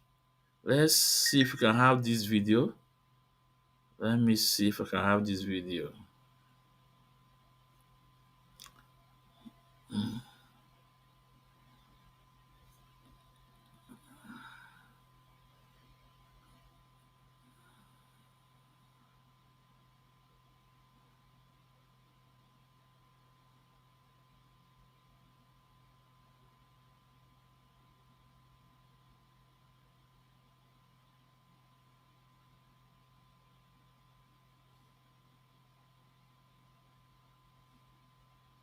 So let's listen to this. One of the bitter truths. They can control you however they like. Once they announce it, Yoruba newspapers very foolishly and stupidly will support them because they want Tinubu as the president. And you are all dying every blessed day. You are all dying every day. Had you people risen up to say that what is happening in Nigeria is bad, there is no way that Fashoranti's daughter will not be alive today. That is the price you pay for duplicity. That is the price you pay for treachery. That is the price you will continue to pay until you rise up and say, enough is enough. It is up to you to do it. You did it during NSAS. You can do it again. Can you imagine Fulani people telling you, if you remove Fulanis from Yoruba forest, imagine Fulani telling you, if you remove them from your ancestral lands, there will be war, and you are panicking. And you have not asked yourself, why are they not saying something about the East? Why did they not say to Eastern Security Network? Why did they not say to me, if you don't stop evacuating Fulani terrorists from the forest, there will be war? Because they know, they understand psychologically that you don't have what it takes to resist them. Do you know why Borno State is still alive? Why you still have the Kanuri people in Borno today? Was because they resisted the Fulani centuries ago. You have to go back to history to understand how Nigeria came into existence. Fulani has been expanding from day one, from Senegambia. All the way from Senegambia, they've been expanding, and now they are in Okigwe. All the way from Senegambia. They are now in Okigwe. And you're asking us to somehow fold our hands and keep quiet because of 2023, because one idiot is going to come out to become a president, because of that rubbish, because of that nonsensical notion, we should fold our hands and wait until we are overrun by the Janjaweed from the Sahel. Is that how reasonable people think? Is that how people that wish to survive as a race, is that how they reason? It is very, very shocking that some of you do not understand what the Fulanis have in store for you. Very, very soon it is going to happen. And when it happens, your eyes will clear. And about whom you will see it very clearly. I was warning you. In 2014, 2015, 2016, they said he's a warmonger. He's a warmongering. I went to America and I told World Igbo Congress that this war you are avoiding is going to come to your villages. They said, no, it's not going to happen. What is happening today? When Yoruba was supporting the dead idiot called Buhari, did I not warn them that this evil you're supporting will consume you? They never listened. They never wanted to listen. IPOB is a terrorist group. You're trying to divide Nigeria. But Mietiana is not. People that you are calling bandits, have you heard anybody come out to say, please Buhari, since presidency is there defending terrorists in the forest, why don't you proscribe them? No, you cannot proscribe a Fulani group. Never. And all of you, we are supporting evil. When there is the proscribed IPOB, proscribed indigenous people of Biafra, These are Yoruba journalists writing junk. Every day they keep writing rubbish. But their land is under siege. Their land is under siege. And the Fulani will take it. It doesn't take time. So I am here today to encourage them that they must stand tall and be very strong, resolute. That is what Fulani does. They control the media. They have well-paid consultants all over the world doing their bidding for them. They have that woman at UN trying to lobby the world that everything is okay in the zoo called Nigeria. But you and I know that the zoo is not okay. You and I know the game plan of the Fulani. And what are you doing about it? Nothing. Every day you read, you lament, you complain. Every day you read, you lament. And that's all you do. That is all you do. My leader, please, I have to just stop you here. All this warning he gave to them, guess what? They did not take it for anything. But it is done on them today. In Kwara State, we are seeing bag of bodies in Kwara State today. Well, let me play it. Let me bring it up, my leader. Let me bring it up. This happened in Kwara State. All your warning to them, that's those things will consume them. But they refuse to listen. But today, we see bodies.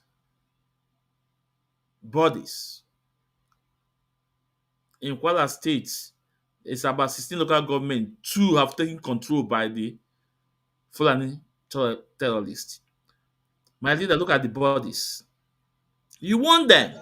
Look at the bodies. See the bodies.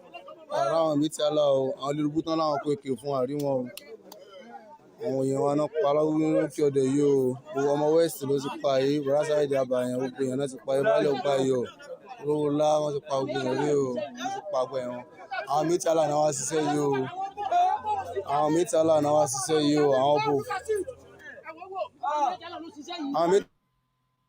So my leader, upon all your warning, they refuse to understand. They said you are pushing hate speech. They are calling for your head just because you say the bitter truth. But look at it today. The savior of our time, the messiah of our time. Very able. Now,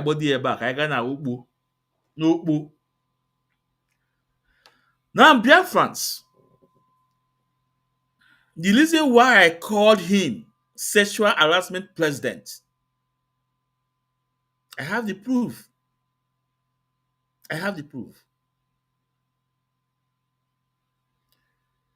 This Akpabio Chineke Yakpoko, remember, in Ifeanyi, the late Ifeanyi Oba, I think Ifeanyi Oba or something, yeah, in his burial ceremony, Okorocha passed a message to this man, telling him to pass a message to President Obasanjo. President Bola Ahmed Tinubu, to release Mazi Nnamdi Kanu. That Igbos are demanding the release of Mazi Nnamdi Kanu, and that if they not do that, his wife, he married to an Igbo lady, we're going to take our daughter from him. Before then, before the world, he stand up and he promised, yes, he will convey the message to the president. But the same man is telling the whole world that IPOB is a terrorist organization is the one buying people in Southeast. You can see how dubious people can be. If this man can make this statement, do you think that message Okorocha told him that he passed it to president? The answer is no. Just because he want to cover, he want to tell the whole world that because of the genocide that is going on in the north against Christians, Now you want to present IPOB, that IPOB are committing the same thing in Southeast. IPOB that are peaceful movement. God will punish this man. Now, let me present the video from Locha Sokolocha.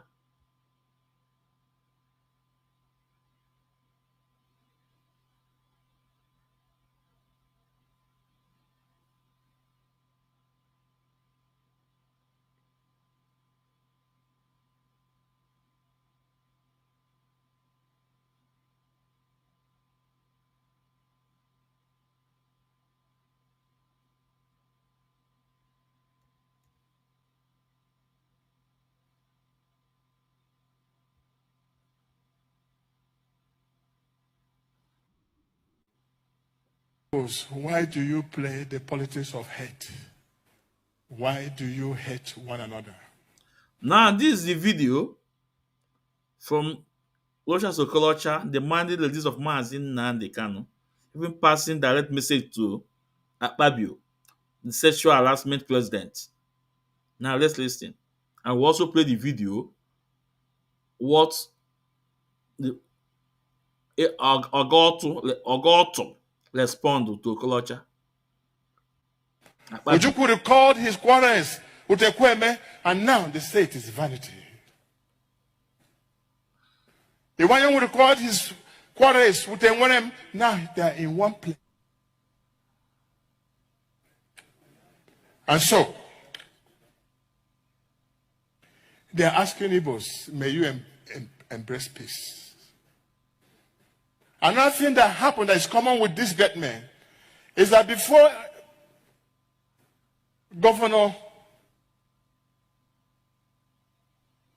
the death of Iwanyanwu made a plea to Federal Republic of Nigeria. SDF went to Villa and begged Nigerian nation. Ifeanyi made a statement in the same line. I want to say to you, my brother, in whom I'm well pleased, Senate President, convey this one message on behalf of these Igbos who are seated, that the best way to honor this great young man is the release of Nnamdi Kanu.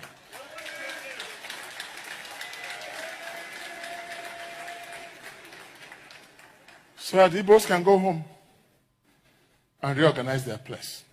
And I know you, Senator Akpabio, that even if you don't want to do it, send this message. For the sake of your wife, who is our daughter, send this message and get us a result. Or else, your wife is not too far from taking back home. So, this was the message passed to Senate President Akpabio, sexual harassment president Akpabio. Now let's listen to his response to Locha Sokolocha.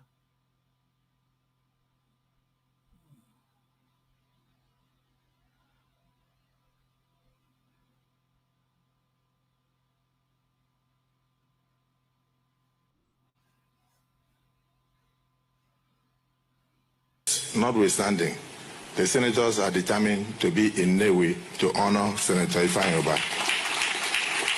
And I'm saying that because even my dear wife, Ekaite Onoma Godswill Akpabio, one of you, I don't take the threat lightly.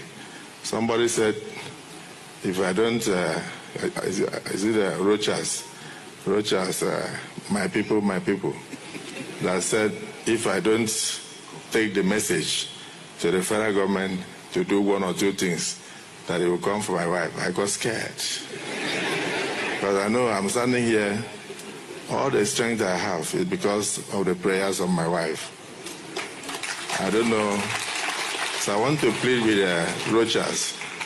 I will come to your house personally to inform you after I've delivered the message to the federal government. So please don't contemplate withdrawing your daughter from my house. I don't know what I would have done. But I thank all of you.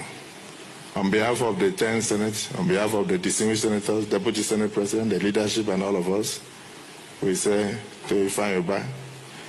Let me just mention an incident we should mention tomorrow. If anybody did not like anything about marginalization, he loved Ndigbo so much that when we were clearing the service chiefs, unfortunately, one of them has just passed on. So now, let's see the message he conveyed to the president. Let's see the message now. Okay.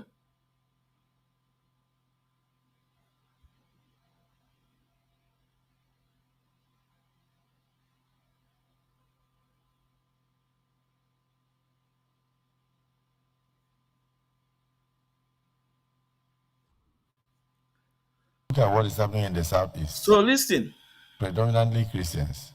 Most of those that are killed in the southeast, including the late husband of our demised icon, Dora Kunyili, the way the man was shot dead and everything. Will you come and ascribe that to religion? I'm talking about what IPOP is doing. You see brothers killing brothers. Okay, so the sit at home that is going on Mondays in the southeast that has almost crippled the economy of the southeast. Is it targeted at Christians or Muslims?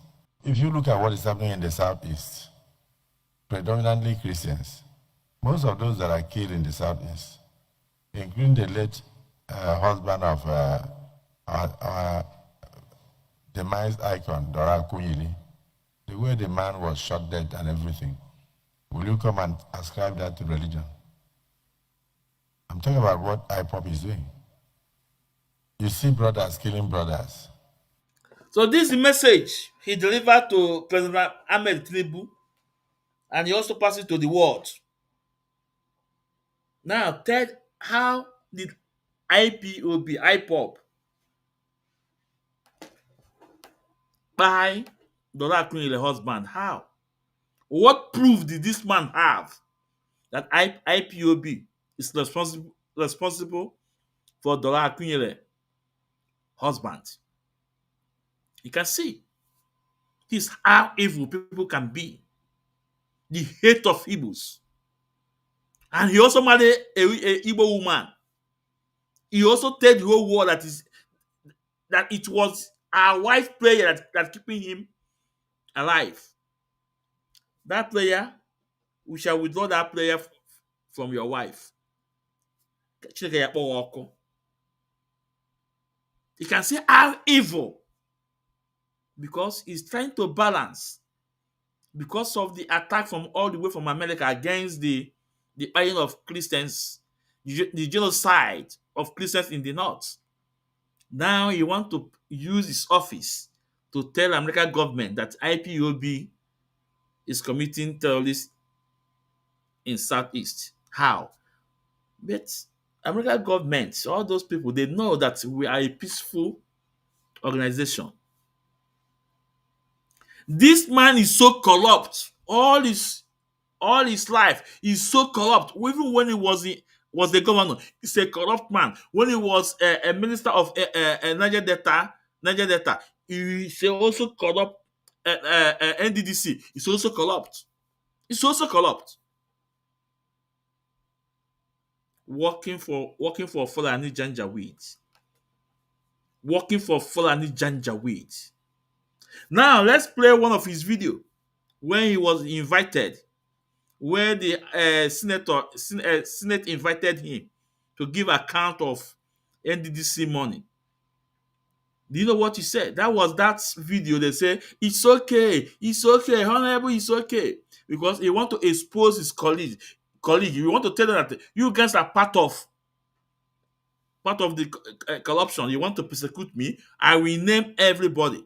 They are telling him to. They are telling him to hold on. Let me play that video. Very corrupt woman being. Very corrupt woman being.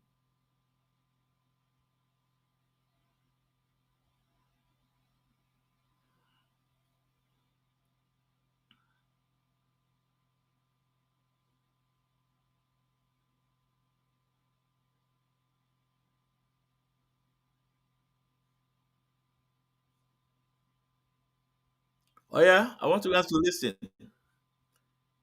This was him. Kolade Akinjo is my name. Elijah Selfra constituency. My question is this, Mr. Minister. From your submission, you had indicated that you are vested with the powers of Mr. President to supervise NDDC, Section 7.3. You alluded to that in your paper. And from what you also said, that it appears to me that you were the one who recommended IMC, the first IMC, and you were also the one who recommended the second IMC. And I'm sure you did that in pursuant to the laws establishing NDDC. How do you reconcile someone who is a medical doctor to become an executive director of project in line with section 12 sub 1A that says that the director shall have such qualification and experience as appropriate for a person required to perform the function of those offices under this act. It appears to me, Mr. Minister, that an executive director of finance and administration will be an accountant. And it also appeared to me, based on precedent, that someone that's supposed to be an executive director of project, considering the terrain, the geography, and the exigency of what you refer to as forensic auditor, how do you place a medical personnel to become an executive director of project? That's number one question. The second question, I mentioned this because I think it's important for us to ask this kind of question. The other one, sir, Mr. Minister, is that the first IMC claimed that they spent 8 billion. The current IMC, within the same space of time, is accredited to have spent about 81 billion. Under a forensic dispensation, is it wise to continually spend such humongous money under a forensic dispensation? My thinking will always be that you reduce spending and then you, thank you. Thank you, Honourable Member. Your question is very germane. First, you are asking the qualification for the office of the Executive Director. I agree with you. But that person should be somebody who is versed in project execution. The greatest project today in the world is medical, and that is COVID-19. Even, I'm coming now, and the budget of the NDDC, the budget, my sister, please don't be angry. Before we continue, let's welcome Maazị Ogolo, the national coordinator, all the way from Italy. Maazị, you're welcome to the program. You're welcome. You're welcome to the program. Yeah. I want you guys to listen to Akpabio, very corrupt human being. All his life, he is so corrupt. Harassing of women. We'll come to that. Let's listen to him. But now, the House of Committee want to investigate, put him in hot seat. Guys, do you know what he did? Then he tried to implicate all of them. Say part of them. Say you guys are you guys are taking 60% of the job in NDDC. I want you guys to listen. Very corrupt human being. Honorable Minister, was there COVID when you appointed him? Chairman, I want to be protected. No, you are protected. I want to be protected. Was there COVID when he was appointed in the first interim? Chairman, I want to be protected. Chairman, am I protected? Am I protected? Hello, Mr. Go ahead. Thank you, Mr. Chairman. Thank you, Mr. Chairman, for protecting me because my sister wants to eat me raw. Let me say that if you look at the year-in, year-out of budget of the NDDC, 60% of the budget of NDDC every year is medical. And you also have to know that malaria has killed more children in Nigeria than even accident and than any other thing. Even before the coming of the COVID, 60% of the budget of the NDDC is medical. So who will best fit the position of executive director? in NDDC than a medical doctor to go and implement the 60% of the budget.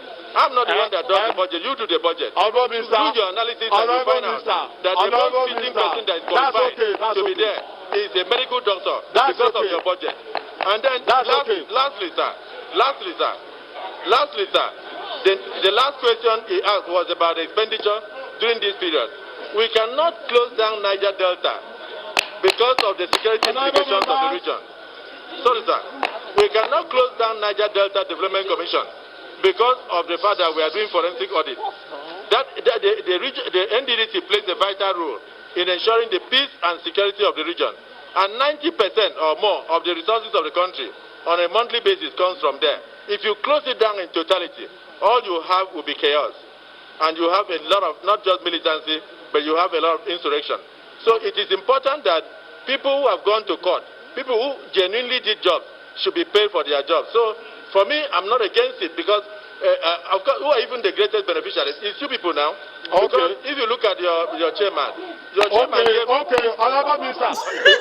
Honorable Minister, that's okay. That's okay. Now, can I ask you that question? What is the benefit that the National Assembly is benefiting from? It's okay, it's okay. Are you asking me the benefit of National Assembly? Yes, you just said. I just told you that we have record to show that most of the contracts in NDDC are given out to members of National Assembly, but no, you don't know about it. It's okay. It's okay. It's okay.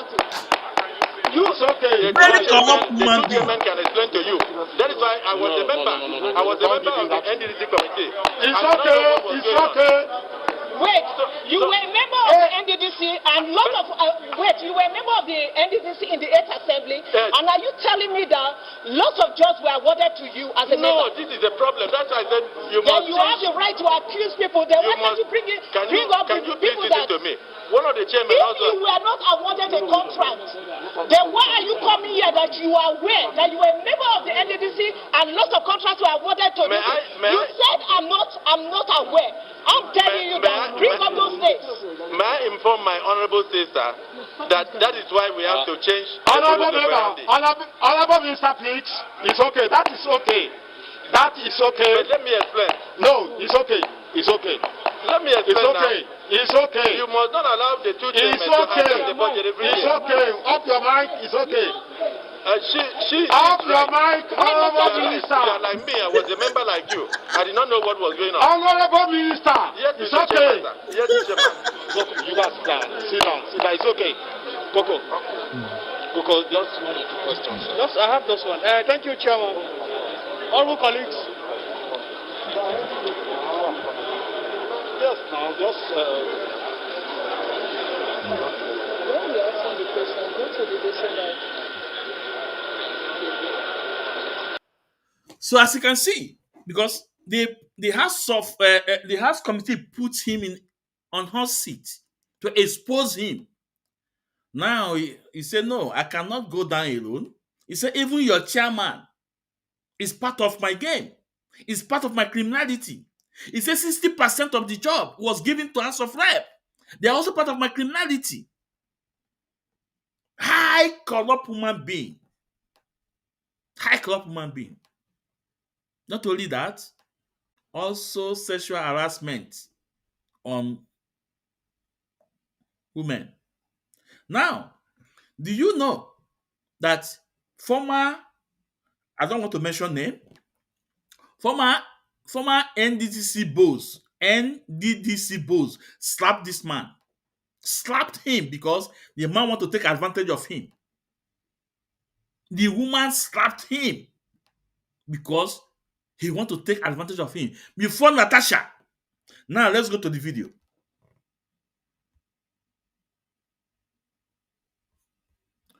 First of all, let's go to the video of TLT.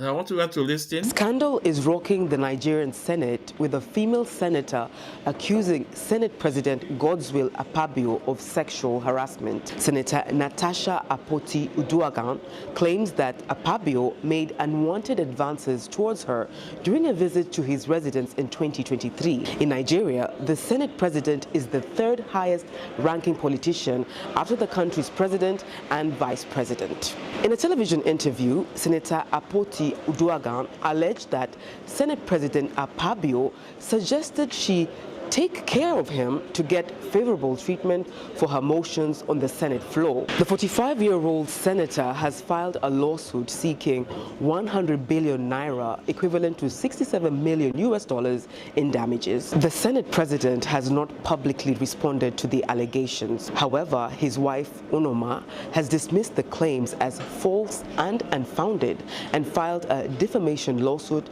describing her husband as a disciplined person. The unfolding scandal follows a heated argument between Senator Akpoti-Uduaghan and the Senate President on the Senate floor recently over seating arrangements in the chamber. This is not the first time 62-year-old Akpabio has faced such accusations. In 2020, Joy Nune, a former managing director of the Niger Delta Development Commission, accused him of sexual harassment, which he denied. He was a minister at that time. The latest allegations have sparked widespread outrage, with many calling for Akpabio's resignation. Former Vice President Atiku Abubakar and former Senate President Bukola Saraki are among high-profile Nigerians urging an independent and transparent investigation.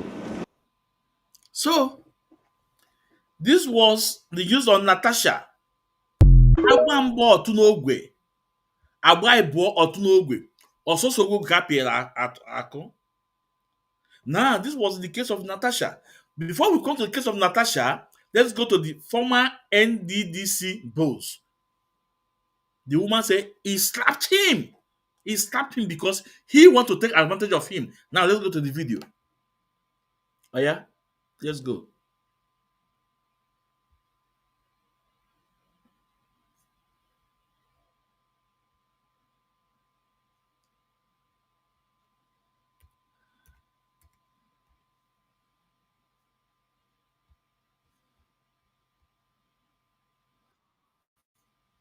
Nigerian woman that has slapped his feet. Why? The woman, the only Nigerian woman that has slapped his feet. Why did you slap him? Why did you slap him? I slapped him because of his plan B. He thought that he could, since he couldn't get me to take that money, he thought that plan B, if it could come up on me. He didn't know that I'm a Port Harcourt girl. Port Harcourt girls are not moved by money, by somebody telling me that you make me a substantive MD. The Port Harcourt girls are Can we clarify this? Because we can't gloss over a slap. What is the plan B? He came up on you. What exactly does that mean? We were having a meeting. Akpabio's meeting with me is either in Apple or at Meridian or whatever. Those are his meetings. I slapped him. Well, Joy, are you accusing Senator Akpabio of attempted rape? Is that the point you are making? Or sexual harassment? Harassment sounds better, not rape. Okay, so you are accusing him expressly of sexual harassment? Yes, I am accusing him. Nanole? Do you guys listen? I did not make it up. I did not make it up. That's why I called him sexual harassment president. This is the man that have the tenacity to blackmail IPOB, to blackmail Mazin Nandekanu. A criminal from day one. All his life, he have been into criminality. Now, let's go to Natasha.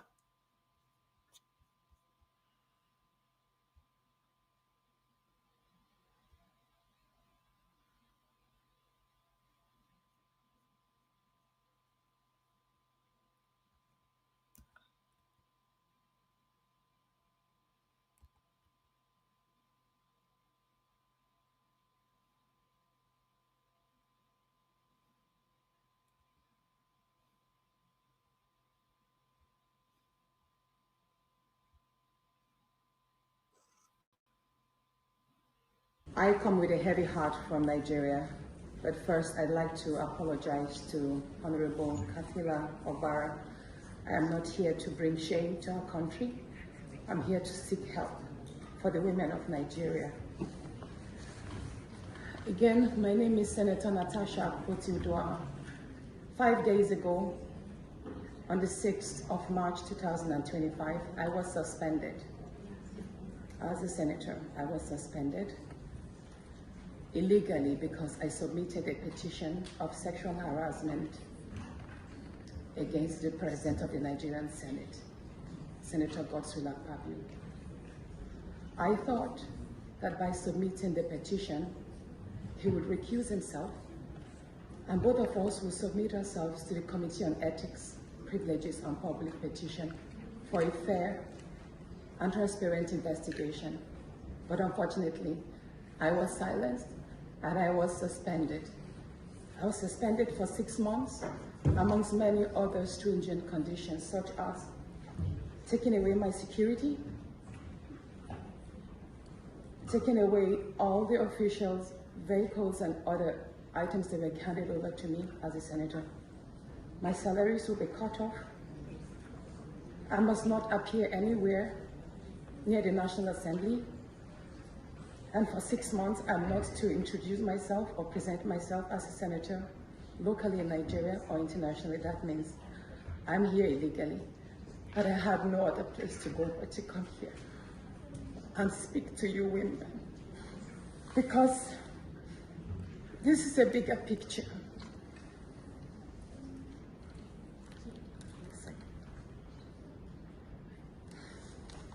This is a bigger picture. It depicts the crisis of women political representation.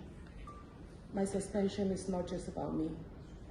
It's about the systemic exclusion of women from political leadership in Nigeria.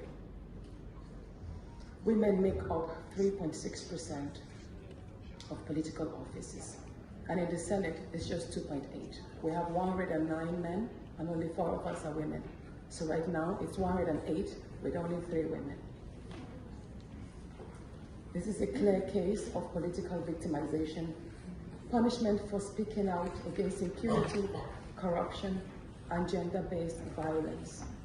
The United Nations Declaration 48/104 declares sexual harassment as a form of gender violence. The Senate's actions are an assault on democracy. I was elected by my constituents to represent them. Yet a few powerful men have unilaterally decided to silence their voices by suspending me for 6 months. My call for an open and transparent investigation into harassment allegations have been met with hostility instead of accountability. If a female senator can be treated this way in the full view of the world, imagine what ordinary Nigerian women would go through every day in workplaces, in universities, and other aspects of our society. A culture of harassment and silencing must end. And this is not just a Nigerian issue, it's a global one. Women in politics, media, and businesses face threats, intimidation, and violence for simply demanding fairness. From sex for grades scandals in universities to harassment in workplaces and political spaces, Nigerian women have constantly been forced into silence. We need stronger legal protections and a zero culture tolerance for gender-based discrimination and intimidation. My call to the international community is such that the world must not stay silent as democracy and women's rights are rolled back in Nigeria. I call on human rights organizations, women movements, and democratic institutions to hold the Nigerian Senate accountable. Nigeria needs global partners to push for women's political inclusion, safety, and protection from political harassment. You may ask, what are my next steps? I will resist the political intimidation. In the past few days, a number of my colleagues, my male colleagues, have reached out to me and said, Natasha, all you need to do is apologize and retract your statements. And I told them I am not going to apologize. I will not apologize for my truth.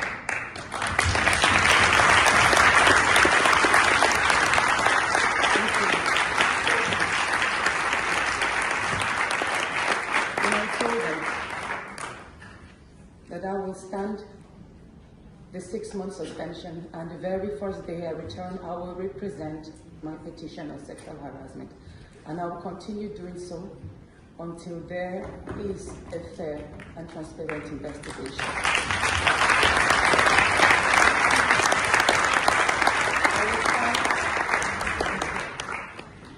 I will fight this injustice and continue to represent my constituents, whether the Senate wants to hear me or not.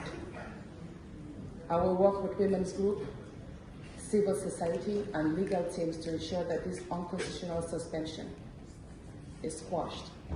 This is bigger than me. This is about ensuring that no other woman in politics or public office will ever be silenced again. Thank you so much.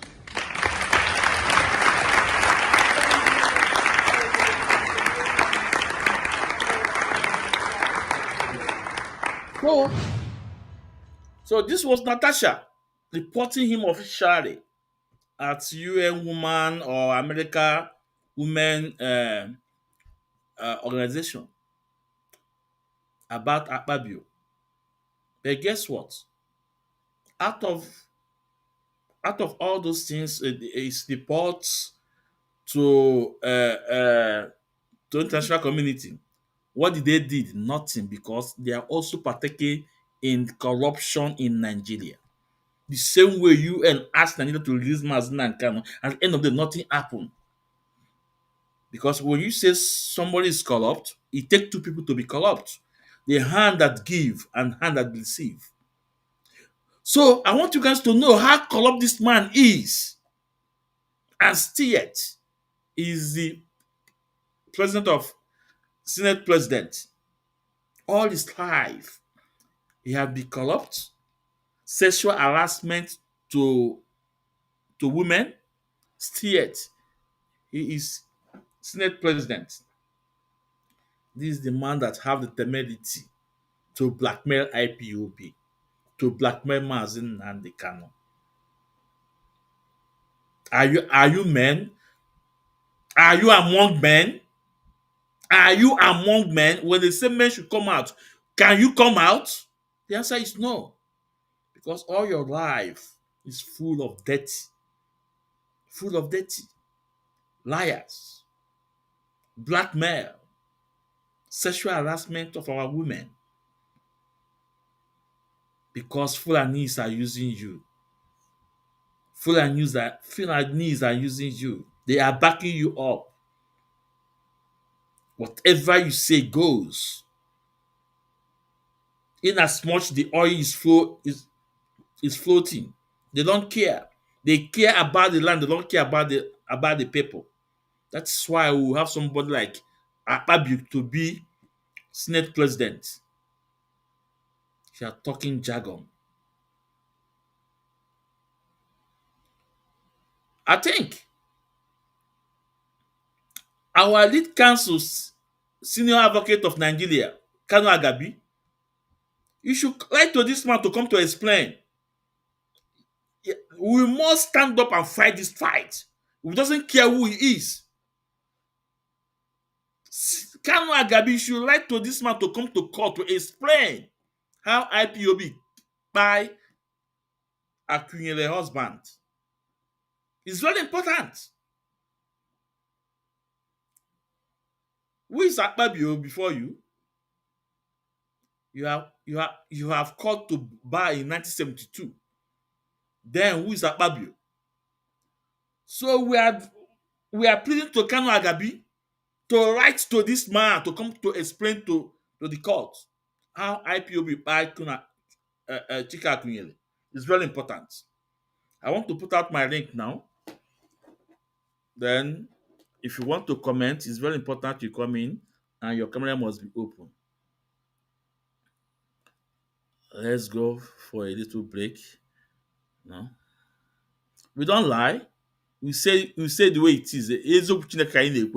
We don't lie.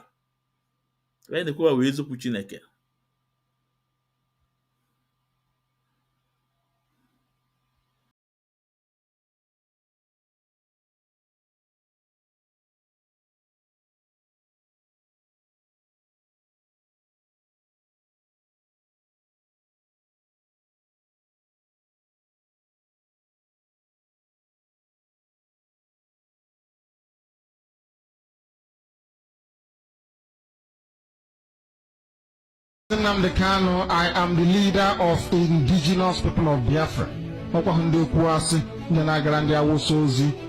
Heaven forbid. I lead indigenous people of Biafra all over the world. You don't have a government yet. When you do, I will tell you. And I will not be the one leading it, I can show you. I hope to about you when the time is right. Right now, we have no government because we do not lie. And I have to say, people wonder what is the secret. We don't lie. What will you do to me if I tell you the truth? You don't do anything. Therefore, we look at you and we tell you the truth. And I have to ask you, we don't claim something that we are not.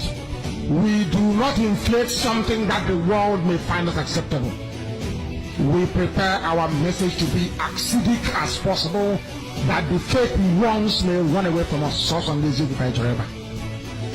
We don't lie. We don't come and pretend that we have United Nations observer status when we don't.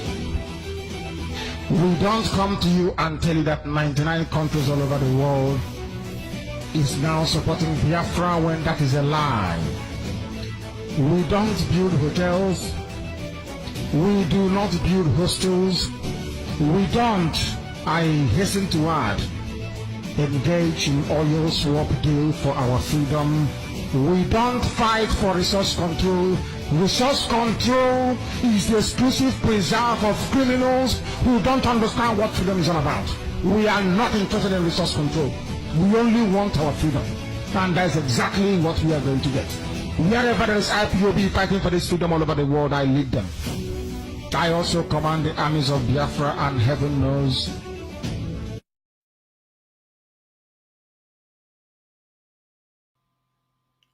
welcome back, welcome back. This is Mazi Ezumezu Ekwensu. As I welcome you once more, please endeavor to welcome others.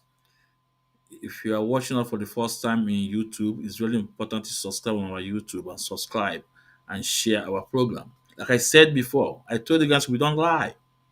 We don't lie. We say the way it is. You do nothing. We don't lie. That's why in our program, our little space, I actually see phone number here. It's your phone number nada. Gata. When you have to account here. No. I am a student of Mazi Nnamdi Kanu. I try as much as I can to follow our leader footstep. We don't lie. Anybody I could about will bring the evidence out. Will bring the evidence out.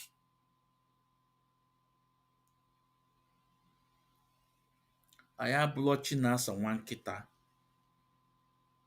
Today, Ike Agwa gear. Ike Agwa Chinas and one kita. Ike Agwa Chinas and one kita. We are coming for his program. I have been a program here. Maybe next tomorrow, or before the week longs down. No? Or before the week longs down. No? Or before the week longs down. I have been a program here. And Biafrans. We are just making to see maybe on 18. On 18, it's not scheduled yet. On 18, let's see, maybe the West Council will come to address us. But Mr. Aloy Ejimako will come on 18th, but we are not sure yet. But maybe on 18th, he will come to address us, the West Council, Mr. Aloy Ejimako. So come with your question then. We don't lie.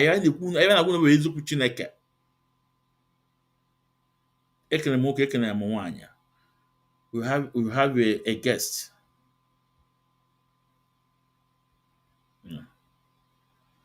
Yeah. Mazi, dezie your camera ọfụma. Your camera adịla oke. Another afọ sọsọ isi gị ka a na-afụ ya na. Dozie ya ka afọ,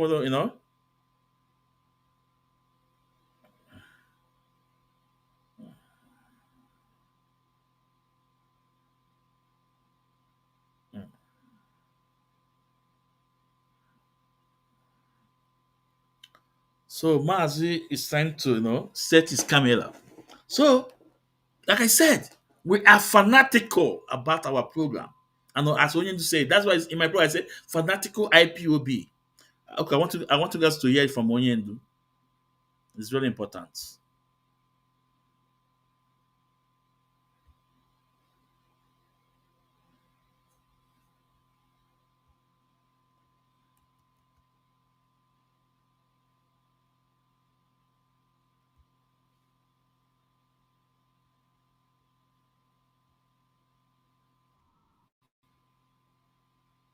Promise and a pledge we are making to them. They must understand that we just don't love our country. We are fanatical about Biafra. We will do everything humanly possible to ensure that Biafra comes. It is either the flag of Biafra is raised up or I am lowered into the grave. One of the two must happen. It is better for this heaven and this earth not to exist than for Biafra not to come to pass. It's a promise and a pledge. So this is the voice of our leader, Mazin Nnamdi Kanu. We are fanatical about our nation called Biafra, our freedom. That is why Mazi Ezumezu Ekwensu, we don't do a propaganda here. We don't lie here. We say it the way it is. Eziokwu Chineke. Like I said, you are welcome to the program. Mazi, please introduce yourself, Mazi.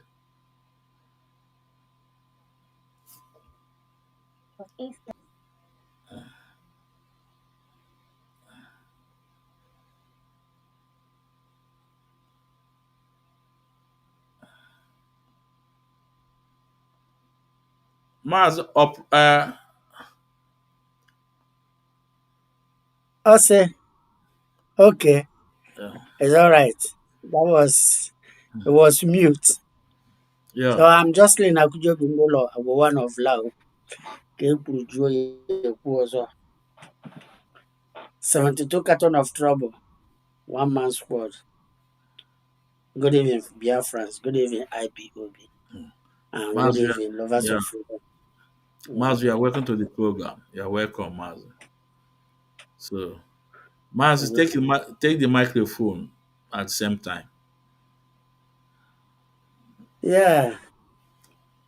What can we say to all this shenanigan that is happening? Somebody like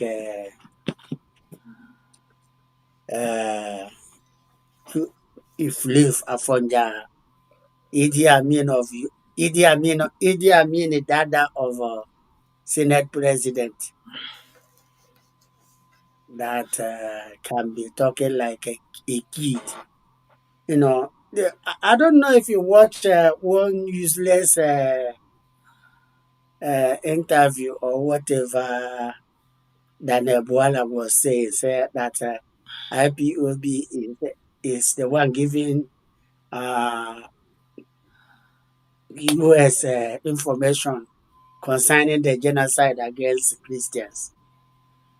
I don't know why should these people be talking like kids. So if they commit atrocity, if they commit crime, they will not even, Mazen Nanekal always say, I am the leader of indigenous people of Biafra. He's not shying away of what I am an IPOB hardcore. How can I say what I did, I am no longer part of it? Every atrocity that happened in Imo State, Army,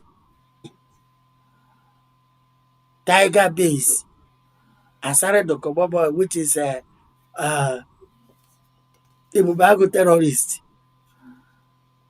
police, they are the ones that commit those atrocities. And they are Fulani imported from Buhari to come and vote. These are their boys and their handwritings on the wall. And they want to, use IPOB to, to defend, to cover their atrocity and their mess. It's not going to happen. And that is why this social media, there is no way they can win this war. I don't know if you have forgotten what Lailai Mohammed said. during the time he was this. He said, if you get up any hour you come on social media, you will see IPOB. There is no way you cannot see them. When they come by 12 o'clock, they are online. When they come 2 o'clock, so how do you live with, if not the United Kingdom, how do Nigeria think that they can go to win this war? They know they are liars. And they know that who is Akpabio? Akula Moko, a prostitute, right? A man who uses his position to be doing Akula. And then he will come on social media and be talking like noise. Is Nigeria a country where 419 are the leaders of the parastatals, criminals, drug cartels? And then this man have effrontery to be talking like keys. So it's very, very sad and very, very pathetic for Akpabio coming to this thing. If one thing I would have said, let me play this Daniel Buhala this thing for you to hear nonsense Daniel Buhala is vomiting. You know, when you look at all these things, you ask yourself, how come? It's sad, to be honest with you, to be honest. Watching this nonsense that is going on is very, very sad. Yeah, go And ahead. that's why we say, Go ahead and play if you want to play it. Go ahead. okay, let me play this. He's not only saying it, he's moved in as a movement of. This is a pure case of agenda, and it has IPOB backing. That since IPOB and its leaders are followers of Jewish or Judaism religion in the East, white clothing Christian religionists and their churches somewhere in the Southeast, that they classify this IPOB because they look like they are Jewish people, and that is why they are killing them in the Southeast. He said, nowhere, like I told you in this report, where he will say he admits of the fact that there is any killing in the Southeast and that the killing was perpetrated by the IPOB or Eastern Security Network. This is the only report the senator relied on. Thank you for having me. How damaging is Senator Ted Cruz's position? He's not only saying it, he's moved it as a movement of law for an act of parliament in the United States. First of all, Senator Ted Cruz is having a declining popularity in the U.S. Because of some of the extreme positions he has taken in favor of AIPAC, which the MAGA base are not happy with him. People like Tucker Carlson, Candy Owens, there are quite a number of them who are not comfortable. So in a bid to revive his alien political career, he decided to choose people of like minds to do that. But let me not push far in that regard and focus on the germane issue of substance. Senator Ted Cruz published on his official Twitter page allegation against the government of Nigeria. And if you look at that, you will see he said there is a genocide, there's a killing of Christians in Nigeria, to which public officials are either complicit or all they are participating in it. In other words, he's trying to say that there is a genocide and the genocide is perpetrated by Nigeria government. Now, genocide, if you look at the very concept and definition of genocide, you know that it has to be a state orchestrated thing. Or even if it is non-state actors, it has to be established. The second thing is talk about the participation of the government of Nigeria. He knows it is false. But let me tell you where the story is coming from. Or maybe he doesn't know. Let me tell you, the reason is because almost all of them base that position that they said on this report. This report was written by Inter-Society Civil Liberty and Rule of Law. They call them International Society for Civil Liberties and Rule of Law. It is founded in Nigeria and it is somewhere in Onitsha. Most of the references they made were in this report. Now, if you look at this report, which was first published in August, and then they updated it last month, September, you will know that this is a pure case of agenda, and it has IPOB backing. This report can be seen on their website, Inter-Society Civil Liberties and the Rule of Law. Now, they gave what they call to be a report of killings in Nigeria.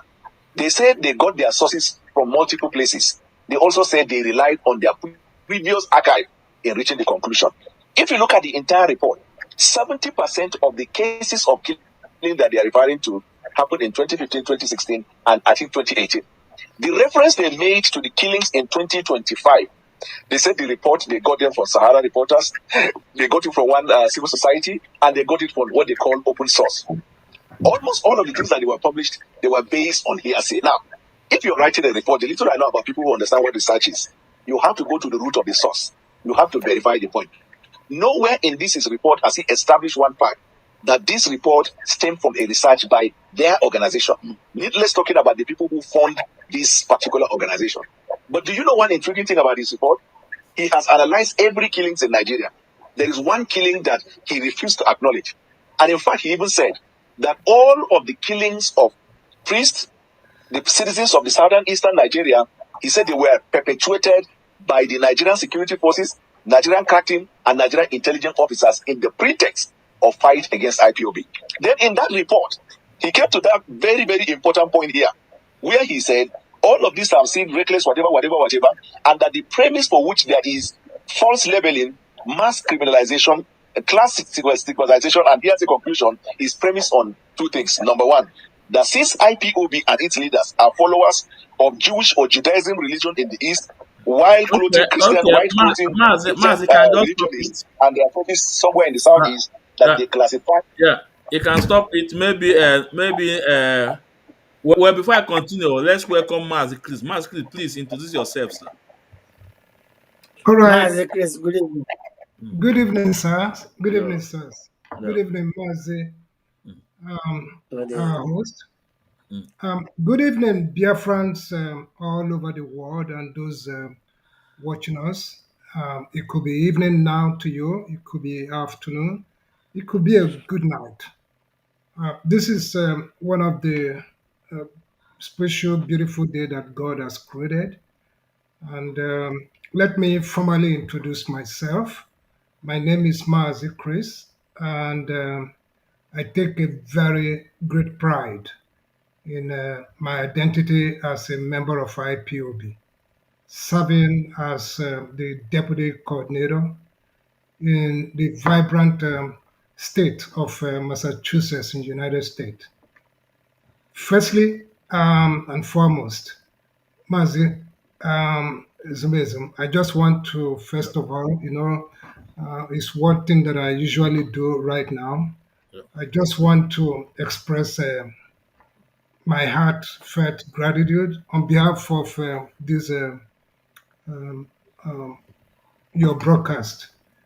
For what God is miraculously doing by intervening in the head of our revered leader, Mazi Nnamdi Kanu. Yeah. I think his unwavering, strength and indomitable spirit is one of the things that continue to, you know, inspire every one of us IPOB members, even people that are not even identified as so. Everybody got strength, and that is one of the reasons in what God is doing presently to do His will. He has chosen a vehicle in Showere to do the needful. Yeah. And I believe the outcome shall be what is going to marvel every one of us. Thank you. Ndewo, Mazi. Ndewo. So, Mazi Dakus, for this video you just play, maybe after I will check it. Or when I hear we make program, But one thing for sure, that man is not noble because he's from PDP to APC. All his life he live in UK. No, he was the same man that attacked Bola Ahmed Tinubu, the Jagaban, the Escobar. He attacked. I have his video. Yeah. I have So his video. yeah. So maybe I ain't wait time. Maybe I tell your team Bodombo some other time. Okay, So can I that's focus me. here na this Otuko sexual harassment president. So they woman for that your video. Thank you so much for that your video. You know, Mazi, Is that please. right? Yeah, Mazi, please. Can you continue? Take the microphone. Okay, Mr. Okay, Mazidakos, thank you for still giving me a chance, to continue. Is that right? Mazi Ismezum, this is a very special program that you have done, that you put together. And by the time I joined you, I know I saw particularly your presentation on this man, the so-called Senate President of Nigeria, how he has collaborated his um, statement to the president's broadcast when in October 1st. You can see that he decided to collaborate his president, the Yeah. man that is like him as well too. So it shouldn't be a surprise. Godwin Akpabio, this current president has, I think his statement has drawn a very significant criticism, even among his followers as well too. And that is recent remark. It seems to be very unfair that such a man that hold such office in a country called Nigeria, we come so low, come so low, accusing IPOB of a crime that has not has never established any evidence. I wonder such a senate, such executive of a government will just come up and make a statement that is unfounded, that they don't have evidence. It shows you what it shows us what that country is made up of. When you have people like that are called the people that are governing Nigeria, you can see why the name Nigeria may not exist in the nearest future. What we're just seeing now is just a child's play. I don't see why such this man will reflect such a deep-seated dissident for Igbo people, and he failed to recognize that. I think that's the only way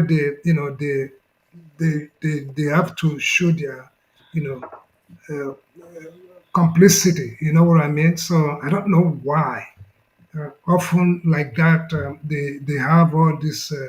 They feel the Igbo people as the people you can accuse, you can frame them up anytime, you can do whatever you like, you can bounce them back, bounce them front, and it's not that we are forcing ourselves, and that's why our leader, which they have managed to put incarcerated, as they cannot even do the needful because of their decadence and recklessness in one just particular group, the Igbos. You get it? It started with the president on the first of his presidential statement on October 1st. You get it? After America has accused them, he feel that the only way they can be able to buttress their point is to, you know, uh, they just choose IPOB. IPOB. I'm here in United States, like every other 190 countries where IPOB existed. There is nothing like we are banned or whatever as the issue in the United States. The whole world know everything about IPOB, even better than those accusing us in the country called Nigeria. So there is no gain, for us to make this man to be relevant in our discussion. So I see him as a reckless man. His character is questionable. Like you describe him, is a women molester, So he's been accused severally, and he's just a jester. You can see when he was facing a panel, you see the drama he acted and all that. This is not a man we have to project because we make him popular when IPOB people start talking about him, and he doesn't deserve that. Thank you. Yeah. You're welcome, Mazi. You're welcome, Mazi. Ndewo. Mazi Dakus. Yeah. Yeah. Yeah. What do you have to say? No? About about this guy, this sexual harassment president trying to blackmail IPOB, because the whole I world, like I called said, him. I said that if if our lead counsel, son, Kano Agabi, if he would like to this man to come to explain, no, or if we want to fight, we must fight all round. We don't have to maybe fight once and fight some and leave some. Yes, it's a Senate president. Write to him. He must come to explain to the world how IPOB executes Chike Akunyele. You know. So what do you have to say about that on this? What do you want me to say? Because, you know, Nigeria a country, because to me, Nigeria is not a country. Nigeria, the people who created them are accusing them. They are trying to use IPOB to cover up their evil and mess. But there is no hiding place. These people have intelligence, and their men are on ground here, and they are busy saying, "Oh, it is IPOB who they did it." These people have everything. Their men and their gadget is 24 hours anywhere around the globe. They are telling them what they know, and they are saying, "Oh, IPOB do this." What for they are using this their corrupt. Remember that these are prescribed. Remember they are being prescribed by the court of one of the G7 country. One of the G7 country prescribe them, which is Canada. So on earth, how do you think, everything they want to channel, oh, it's IPOB, oh, it's IPOB. But today, people in Niger, what do you call that village? They call it Rajo or Rijo or Raja. I don't know because I'm not from that side. Are running today. Fulani and the military are engaging in today, Sunday, in Niger State. Engaging. People are running. But they are busy talking about IPOB this, IP, and they all know that everything is completely lie and false. The people they destroy their property will come on social media crying. When you go to the village and ask them, they say, look at the people who did it. This village that is running now, the whole world has seen them. They are on social media running. The whole world has seen what is happening.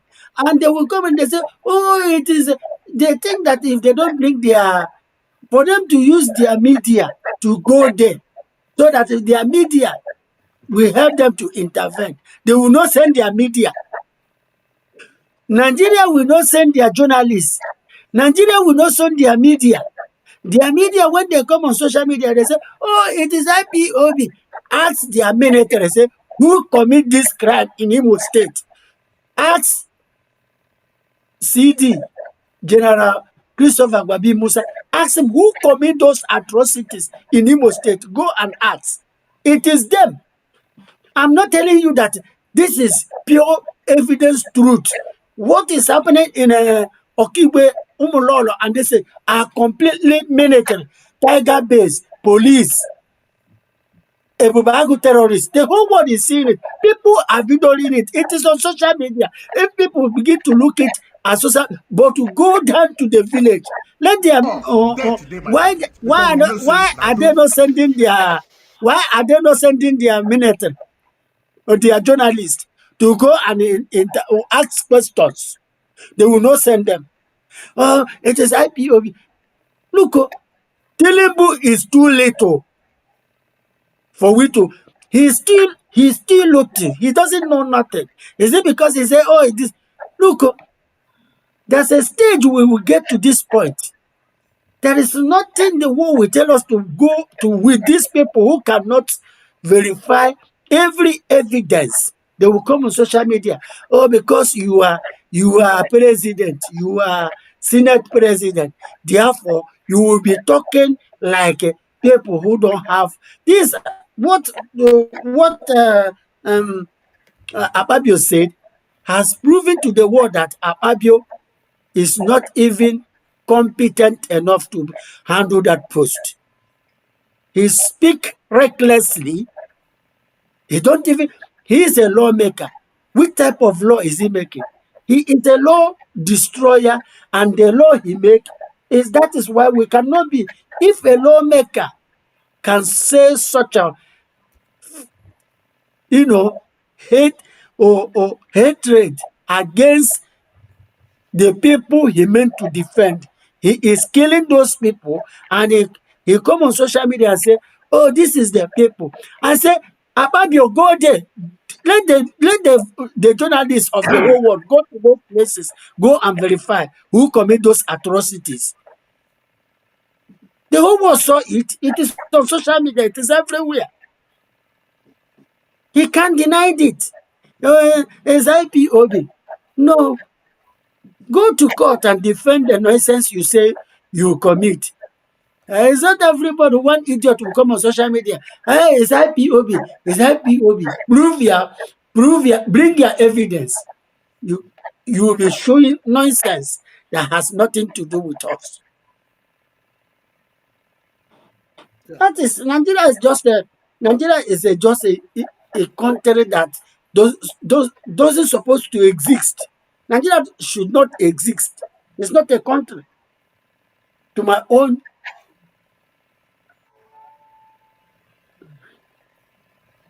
Yeah. Okay. There's a video now. This video. Do you guys know who is this? This man? Yeah, this boy from River State, Ikpere guy. Yeah, okay. Cherubim guy. And that Cherubim guy, it is the Mazen and the Caro member. Is their church member. No, Cholobin. Mazen is not going to Cholobin. But that's a church. That's a church. Or we man boss a Cherubim, we are Jewish church and you will be. Or we man. No, Jewish church, I want to Cherubim. Is it? Jewish church is not Cherubim. Yes, so when I tell Jew about Cherubim, So, like I stated the fact. So, but this man, we are going to two of you, Jewish church or we're gonna. It's Jewish church. It has nothing to do with Cherubim and Seraphim. All right. We're going to the this man. There is two things I would like us to talk before we go. But let me play this man. Those honorable members, those politicians. Now then they destroy, they do so many dirty work, make it be said Nnamdi Kanu dey there. Sunday when we always do his own on a release him, even in buy house for Germany. Nnamdi Kanu own, waiting happen. The bandits, on a they see their own, on a they see how they put them for military. We know, all of us know. And then they see law for East and East. Our elder statement for East. Why not release and make we see if this thing will continue? Our president Ahmed Tinubu, Nnamdi Kanu don't dey there too much, you know go there.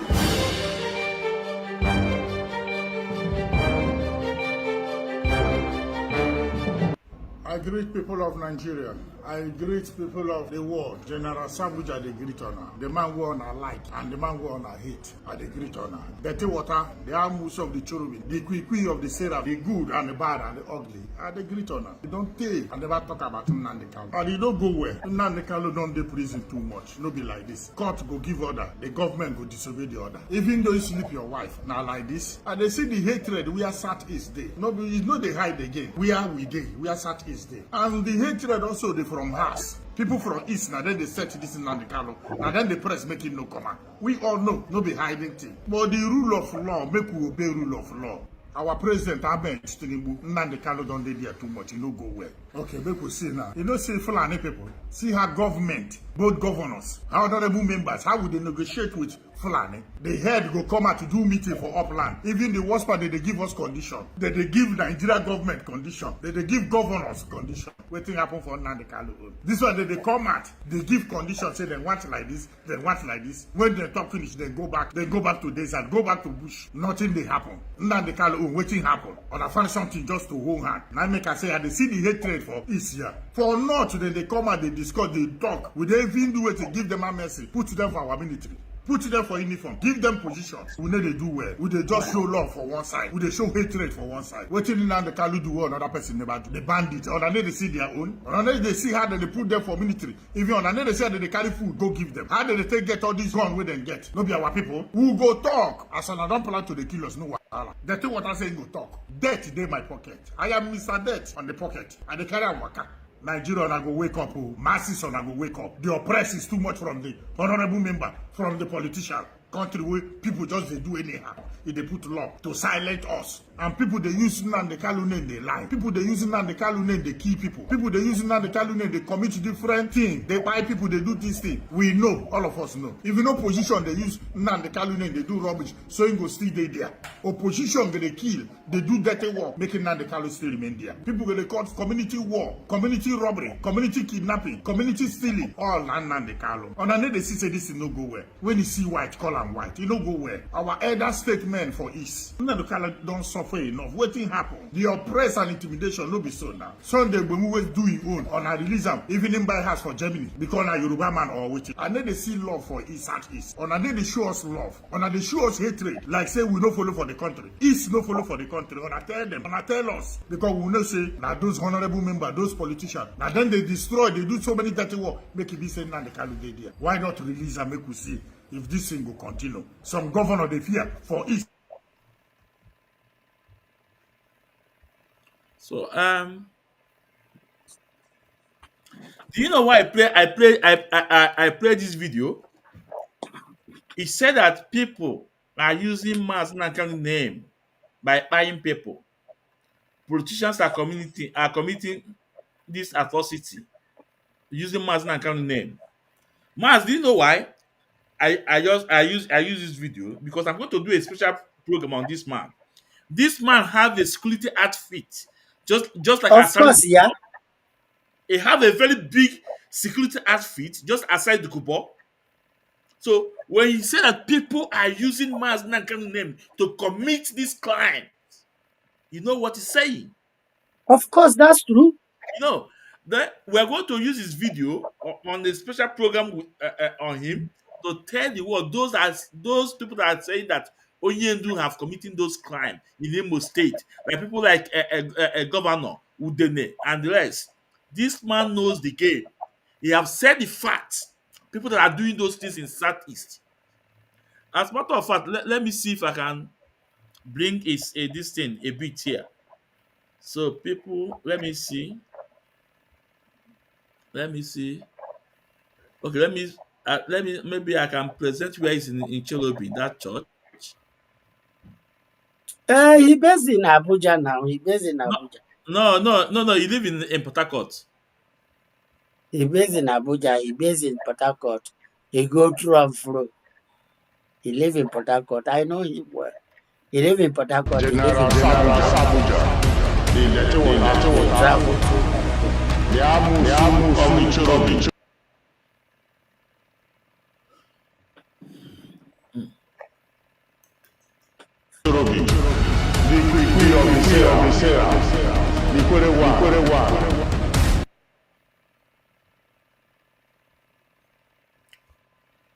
Oh, why is this thing off? No.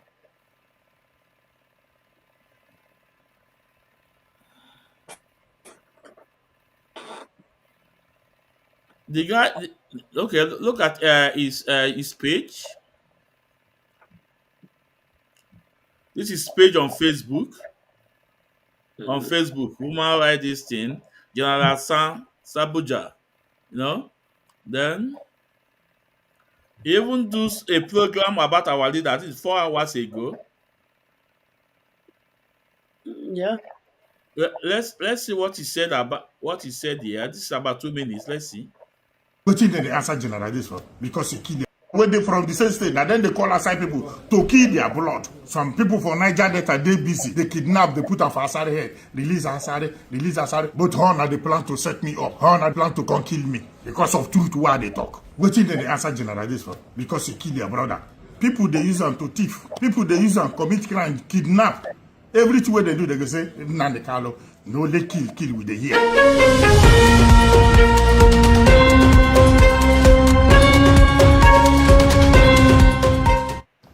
The tea water, the Amusu of the cherubim, the General Sabuja, the Kwikwi of the Seraph, are the great honor. This is not the Kalo matter. Why are they stand make them release Nnamdi Kanu? People they use them to thief. People they use them commit crime, kidnap. Everything way they do, they go say Nnamdi Kanu. Bandit they thief, armed robber, kidnappers, all they go put up on Nnamdi Kanu head. Federal government, are they beg? Make we release and make we see. Because remember that time when Asari did detention. Alhaji Asari Dokubo when they detain him. That's the same thing where they happen now. Some people for Niger Delta, they busy. They kidnap, they put her for Asari head. Release Asari. But then they make money. They go pay, they go collect. They go kidnap, they go say, we hold this person because of Asari. Release Asari. All no be because of Asari. It's the same thing that way they happen for you. Anambra, Imo State, Enugu, Abia State, all this Eastern zone. This country will be Nigeria where God give us. It's too sweet to. I know one wrong going anywhere. Make anybody no scatter for us. You know, see Abia State governor, old farmer, good market women, everybody like her. Governor Oti. Everybody like the man. We need good government, good governors. We need the good leaders. Even light, steady light, we don't get it. No, they kill with the ear. Uniform, kill this one. They kill uniform, kill. They kill it now, what with the ear. But how are they plan to set me up? How are they plan to come kill me? Because of truth why they talk. The key one are the key. It is solve matter. Rather, it is scatter Nigeria. Make on a fine way releasing Nnamdi Kanu. Make we see whether in hand they for those bandit thief they commit, they put in name. Insecurity too much for Nigeria. Or everybody, any gathering in IPOB, any gathering in Biafra, you know go well now. The honorable member where they from the same state, and then they call aside people to kill their blood. One day go come up for power. Again, what one of my big oga tell me, he say, again the day he meet Tompolo, say yeah, Tompolo come they talk. He come they answer. All these boys where they answer general this, commander this, waiting then they answer general this for because he kill their brother. See they commit war, crime for community. We they kill ourselves, they answer general. We they kill ourselves, they set ourselves up. Mazi Christ. Yes, sir. Mazi Christ, what do you have to say about this? The only thing I can say here, right here now, is first of all, you know that we just talked about Akpabio, Yeah. how he has accused us, Yeah.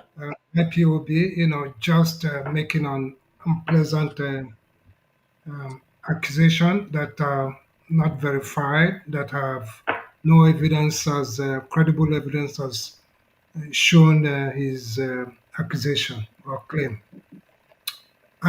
It tells us that Akpabio is one of those people that are also using the name of Nnamdi Kanu to do evil and hiding under the name that Nnamdi Kanu is incarceration.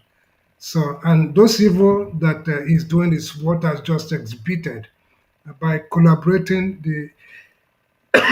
the presidential speech in October 1st. That is what he's doing because they are both in the same club where they are using the name of Mazi Nnamdi Kanu to, you know, constitute nuisance.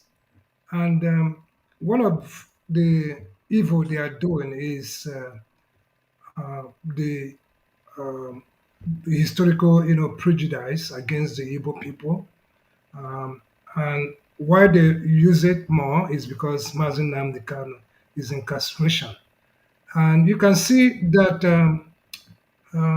what this man did was to use the name of Mazi Nnamdi Kanu to manipulate the findings of United States by finding a way to include one of the reasons why they are having problem in, to buttress the findings of the United States investigation, and which makes no sense. And what does that tell you? And you know, is to use IPOB, and because their crime, they are hiding their crime under the name IPOB Mazin Nnamdi Kanu. So what this one just said is there's no question about everything that he has just said, because everything this the politician do is perpetuated stereotype of Mazin Nnamdi Kanu, IPOB, and the Igbo people. So it is correct. Yeah. Yeah. No, because do you know why I'm interested in this man, his video, and I will do I will do a special program on him, because this man also have a security outfit, just like Asari Dukubo, and he used the case of Asari Dukubo, who is committing the atrocity in our land now, when he was in government net, that people are going the same way, committing this evil. The same thing is happening in our land today, and they are still using Asari to do those dirty game. We saw a video of a young man with a little dog want to go and fresh water, and this Asari Dukubo guys got this Boys, man. men. Eh? Boys or men got this man, this young guy. And guess what, Mr. Christ? They did not see anything on him, but they want to present something to buy the guy. Do you know what they did? They asked They the throw guy to bullet on the floor. they asked the guy to step forward. As soon as the guy is stepping forward, one of them dropped a bullet on the floor and called the guy to come back to pick it up. That this bullet was from him. We have the video. I made the program, everything. How they throw it Uh-huh. down. I got everything. You know, that guy was executed there. Was executed there immediately. There were two. You know, Matt, I'm coming. I'm coming. There were two. They were executed there. So now this guy is part of them. He have a script outfit, and he's telling the whole world how these people manipulate, what they are doing. I think I will do a program on this man, and if that day I will call him on phone because I saw his phone number there. Mazi, please just say something in a minute. Let's talk about these two topic before we go. This topic, yeah. Yeah, one thing like what you said. One thing I'm saying is that how many of Igbo people has called, oh, this who execute that boy? They know that those people na Ebubagu. Have they said that Ebubagu execute that boy? Every day, they will be saying this person execute these people. Those boys you are seeing is the people who execute so many people in Anambra. In Anambra State, those boys you are seeing, Asare Dokubo boys, they are the one, and the Bubago and the Tiger Base are causing catastrophe in Imo State. So what we are saying is that all this fallacy, lies, and falsehood, these people, APC, proscribed organization APC, are trying to cover up. It's not going to work. Everything that happened to Imo State, I'm from Imo State, I'm from Imbise, for crying out loud. I say I have every information that is happening in Imo State. I don't know why, people will be committing crime like what that cherubim guy said. It's completely true. So now all these things that is happening, right? Nigerian, why DSS one Mazen and the Kano to stay in their custody? Do you know the amount of money they use Mazen and the Kano budgeting, making every month, every year, every time? Do you know the amount of money they are making with because of Mazen Nandekano is in their custody? All these things, all these killings, because it is IPOB, it is this for them to be thieving and looting because of IPOB this. They are preserving Mazen Nandekano. They are keeping him, nothing to happen to him. Okay, Mazi. Because They I make millions, yeah, I almost billions, yeah, trillions, Nishi Mazen Nandekano. yeah. Okay, Both Mazi. the military, Okay, both the Ma. DSS. Yeah, Mazi, well, let's go to this topic before we go. I ain't was much time. Mazi Chris, on 28th is the D-Day for Yes, the protest of our leader yes, Mazi Nnamdi Kanu. yes, Now, we are saying and we are asking our people yes, if it is possible, because I'm trying to see if I can have phone number to our people in Lagos, though yes, the president in the trade fair, their business, this thing, So it will be good that every main market that Igbo control will be shut down that very day, both in the yes, Lagos and in the East. So the world will hear our cry so loud. Because if Lagos shut all their markets, the same thing applicable to Igbo land, I think it goes a very long way to support what they are doing in Abuja on that very day. Mazi, what do you have to say about it? Mazi, I think No, no. What? 2 seconds. What you said, you are on point. You are on point. Ege ahụcha, ege hụ eziokwu, gị si no, ga divert away. That's just the truth. Like I saw Natu say, if they will close down their shade, everybody heard it that day, Merigodi, be sit at home, wherever they are. I think it will go a long way. It will go a long way if they can close their shade. The ones in Kano, the ones everywhere, they sit at home that day, that 20th, and say, this is sacrifice we are doing for our brother. Because our brother is talking about our well-being. That's all I can say. Okay, Mazi, please take the microphone. yes, Mazi. I think what I want to do is to rally alongside your passionate appeal to Ndi Igbo, all traders, calling upon all the Igbo traders, to unite and join Showere's protest.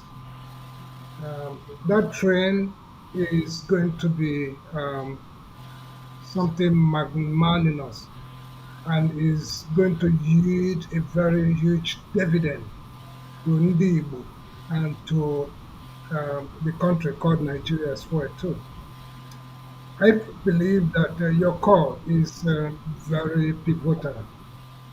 It is very essential that all the call, the appeal you made, the Igbo people should hearken to that voice because Showere, whether you like him or you hate him, God can use anything, he can use anybody, anytime to do what he will intend to do. Chineke bi n'eluigwe agaghị agbadata mmadụ ka ọ ga-use. This is a very divine mission. It's part of the dots that will be connected that God has already orchestrated for the release of Mazi Nnamdi Kanu. There are no two ways about it. If you watch the preceding and what is going on, a character like Showere, that is somebody that God decided to choose. He didn't choose any Igbo people because Igbo people are very quiet. They are afraid because Nigeria today has a different rule for an Igbo man. But God, being whom He is, who knows today, tomorrow, and forever, decided to use one popular activist. Most of us from our part may not like him, Most of us also like him, but God decided to use him. It's a divine intervention. Showore is the only vessel that God can find to use this now. So, and that's why Mazes Mezo has used his honorable platform to call on all Igbo traders, particularly those in Lagos, because you do not have freedom. Even if you go to work on that Monday, or chaos in a chaotic situation, you don't know what is going to happen to your shops. Tunumbu and his state governor, they can come in anytime and destroy your wares, which they have been doing. They did one yesterday. That Monday they could do. So why don't you close your shop and join Showore, or just sit at home? Isn't that honorable? Are you getting? So let us just come together, and just considering all our, individual, businesses and differences, just forget. I mean, and face this powerful guy that God has equipped at this moment. Let us join hands and do this. So, Mazi Ismail, you are right on point with this call. It's necessary and not very necessary. Thank you. Yeah. So I think that there is something we have to do because all hands must be on deck. I think we have to do 5 minutes video so we can start sharing it. I will make my 5 minutes. You will Okay. make your 5 minutes. Not here, Okay. special, so that when we share it, we go viral, mass that we make, so we can able to share it on Facebook, on Twitter, to pass because we don't have the phone number from these men. We can get in contact with them, but just as you can see, because this man, Chinas Wankita, that's why I call him Chinas Wankita.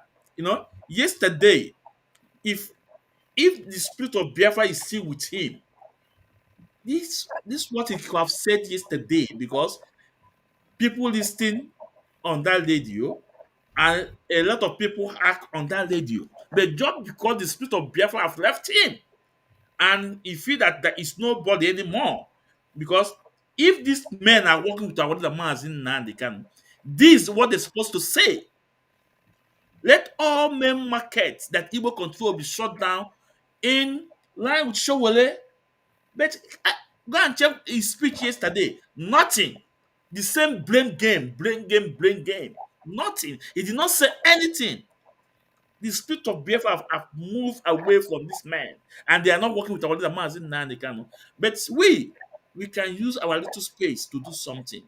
Because I'm still making I'm still contacting people if we can have access to or we can have phone number to Mandela's or Oladipo or whatever their president to reach out to them to tell them this is nice to do if because everybody will not be at Abuja, but if market can close, it goes a very long way. Maybe we can also to declare it at home, but let all the main market that Igbo control be shut down that very day. It's very important. Exactly. At Important. least to respect that day. Yeah, it's very very important because They without dedicate that day for our leader. look at the way they are destroying property in Lagos. Look at the way they no. So they have to act to this call. So I believe those that are watching us, please share this program. Make your 5 minutes video.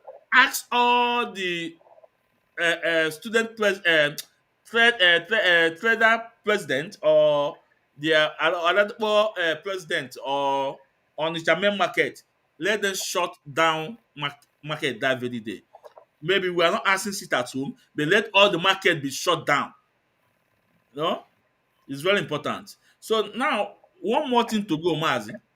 The other time in our program, uh, I talk about not being our legal, our legal team not being so, not keeping their discussion with the government secret, confidential, because they are using it against them.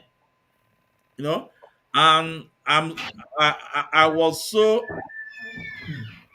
And again, I love when Obiagocha act to that call, and he said that they cannot keep this our leaders issue private anymore because you have to be open to the public. Because if they have keeping it open, that judge Omotushok or Abe Omotuzo wouldn't have said that he did not see the document file against a solemn rendition. He denied it. But our white council said that they filed this case. They are so surprised, they are so amazed when the man said that he did not see the file about a solemn rendition. As a matter of fact, they have they have meeting with or whatever, or they have meeting with the government or what or whoever in charge. They have keep it underground, but there is no result. So this time around, it has to be open. When they are have meeting with them, they have to tell them they have to be on media so that people will be following up. I believe all uprising will be solving this issue. Mars, I don't know if you are getting if you get my point. What I mean.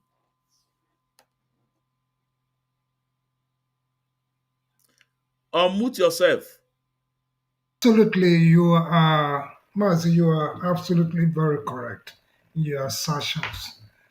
At the beginning, when our leaders' legal team allowed marksmen to come be a witness, there must be an agreement. And that's what I thought, that there was an agreement, which ndị ọcha na-akpọ, ndị Igbo na-akpọ um, 30-30 or what is it again they call it? Give and take. You know what I mean? So I believe there was a kind of a pre-coco too, which may be something they are going to come up with. And now, among those things, I believe that was an agreement, was why they allowed these people, and that is part of the reason why they declared no case to answer, which was normally the way it should, because there's no need of wasting time in all these things. So they allow them to bring in their max rubbish people that are not even DSS. None of those people is a DSS member. These are people they picked on the street. And these are nuisance, riffraffs, they pick them on the street and just marks them just to come and, do some drama. It's a script they wrote. And I believe our Lego team are also aware of this. I don't know why they should have allowed Nigerian state to, deceive them without a mutual agreement. Because if I were to say something, they shouldn't even allow those Marx people to come with Marx evidence. People to give evidence. It's wrong. It is very, very wrong. And our team allowed it. I thought there was an agreement. So you are right when you say they have to bring everything to open. What was it they discussed or the government told them before they allowed these people to come, masked? There's something. So it's time they have to bring all these things to the point. And that's why I just love Maxwell. If Maxwell were a lead to this team, he will bring it open. He will speak it in the court.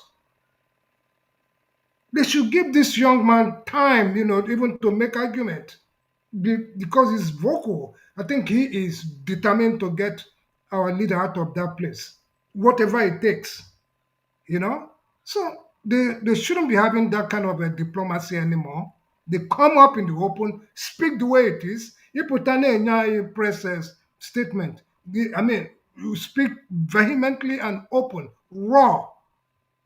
I got for another stage, Ibiana Pampa. How long has this our leader been there? Almost 5 years.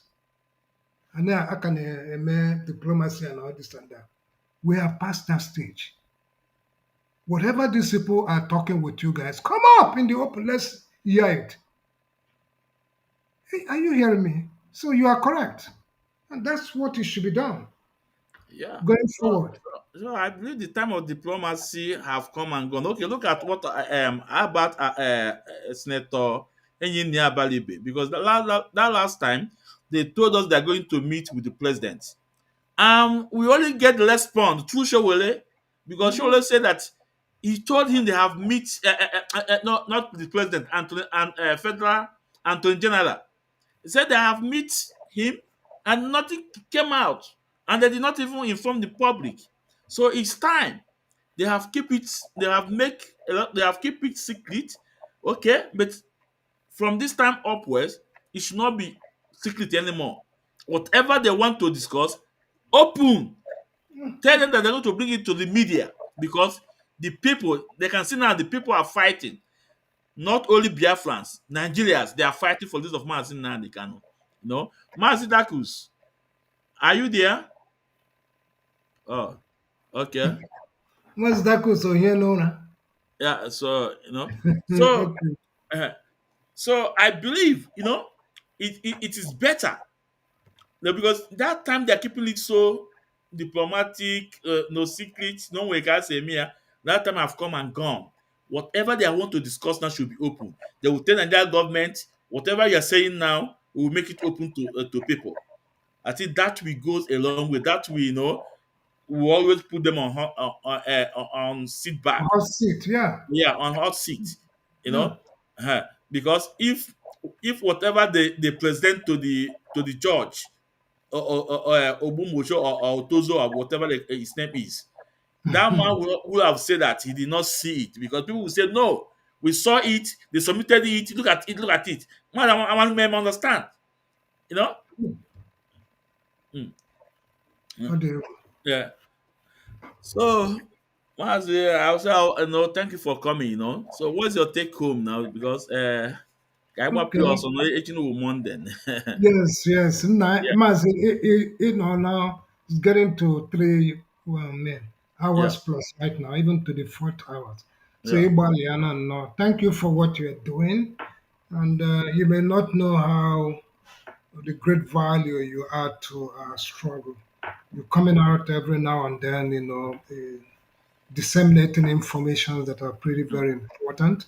And this is not a one that kind of a person that come and blow everything out of proportion or add or remove.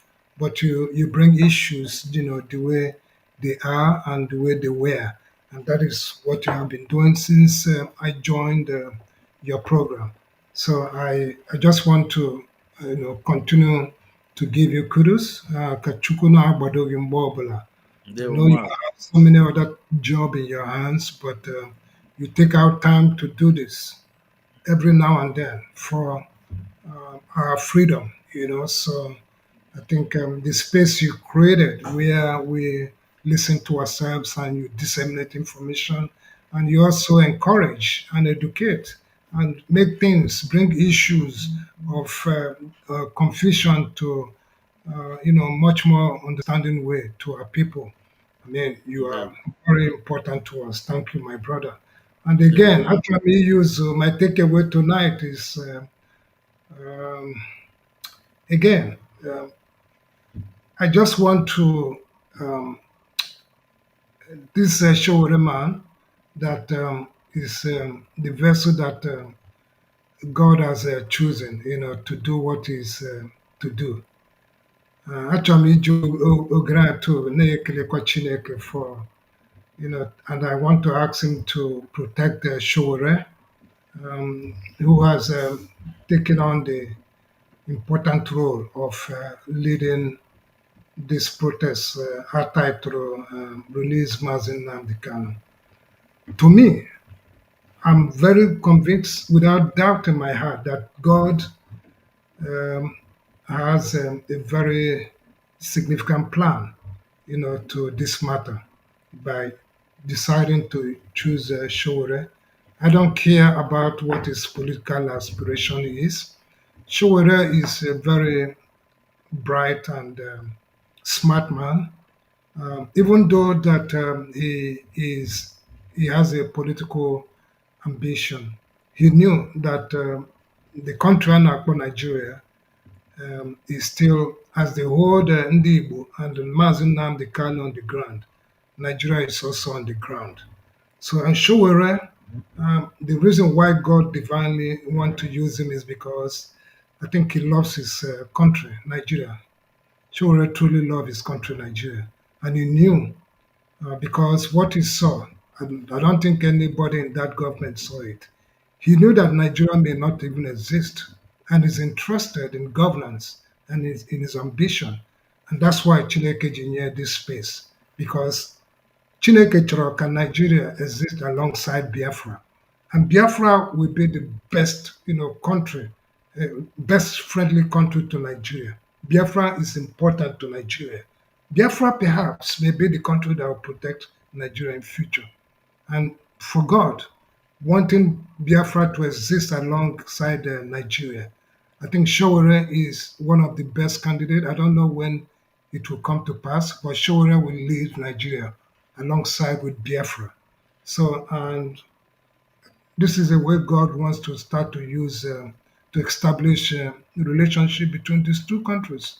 So Showore answered to the call. I don't care about what people are projecting him, especially in the Igbo right now, particularly our politicians, who have often a time they come out to tell us that they are doing something at the back door. I get it. I'm to challenge them. Unu so na-eme something at the back door all this while and na-enwetabeghị result. Come out now in the open, join Showore. You get it? Come out now and join Showore if you know the capacity. Come prove yourself right now. Nobody is going to kill you. You're only carrying a peace peaceful. There is nothing Tulumbu. If Tulumbu venture to do anything, Tulumbu might or the irrelevant is not a legitimate, government. So if he come to put chaos to kill, to buy anybody at this time, I think he's finished. I know that he will never attempt to do that. I guess he will ask even the police people to protect the Protestants, and that's why all Igbo politicians must join force if they want us to listen to them that they have been doing something backdoor. Elijah had this Ohanaeze leader that we talked to, that our platform talked to a Yeah. few times ago. This is the time you have to come up. I think John, you were expecting us. You're asking us when are we coming back. Now you see how the way God works. You see how God answer prayer. Chineke dị egwu. Ana m agwa gị, Ohanaeze, President, gị nwa ka anyị na-agwa okwu a. Remember your challenge. Can you see how God decided to pick up Showore to do the deal that one what is supposed to ime? Shame. Shame on you people. We want to see you guys on this 20th. We want to see you, particularly Ohanaeze leader. You should be there to prove yourself. Because ịpụta the other day, you chọrọ ka people ga register for vote. Ndị Igbo ihe ọ na-emekwa unu. Instead of, staying with that peace by releasing our leader, Mazi Nnamdi Kanu.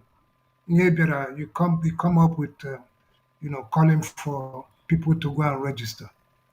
It's shame. So Showore, thank you, my dear brother. You should know you have a very significant role.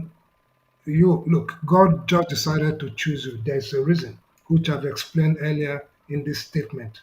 You are going to lead Nigerian future, while Biafra is alongside with you. You know how, we cannot forget what you have done, and that alone can bring the peace between these two countries. Thank you, Mazi. Ndewo Mazi. Ndewo Mazi. Thank you for your message. It's so big, and so interesting. Thank you so much, Mazi, for coming up. Thank Thank you. you. Okay, Thank Mazi. you. Yeah. Bye-bye. Okay, Mazi. Yeah. You know.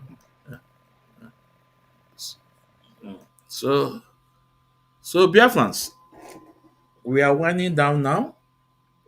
We call it a day. Like I said, please let's do 5 minutes video to make it to go viral, okay?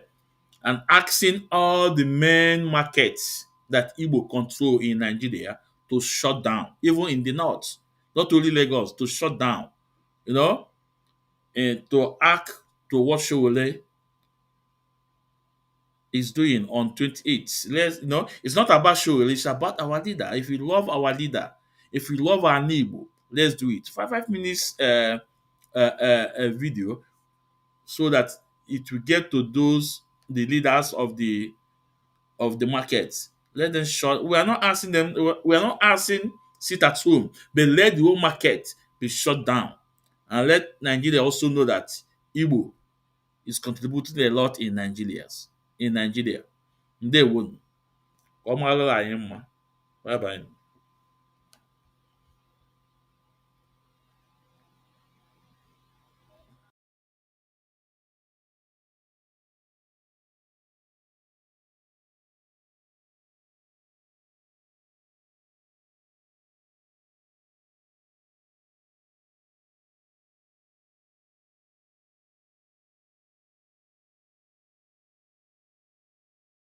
From the beat. Free Nnamdi Kanu protest for us, we go. Challenge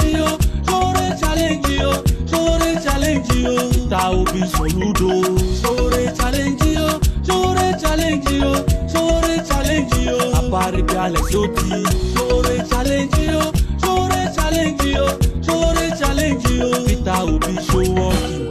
Talkie, you don't do today. Soludo show walking. Our mumu, you don't do today. Apari be show walking. Talkie, you don't do today. Alesoti show walking. Our mumu, you don't do today. Talkie, you don't do. Una go dey for corner, dey yumu. On top Nnamdi Kanu, where they abduct them. From Kenya down to Nigeria, which is illegal. Because no gree free am, Buhari no free am, Tinubu no one free am. Hey, fakey love una dey show Nnamdi. Oh yeah, time don't come. Showore don't set challenge. This is time for action. Showore challenge you. That will be Soludo. Showore challenge you. Apari Biale Soti. Showore challenge you. Peter will be show walking. Talkie.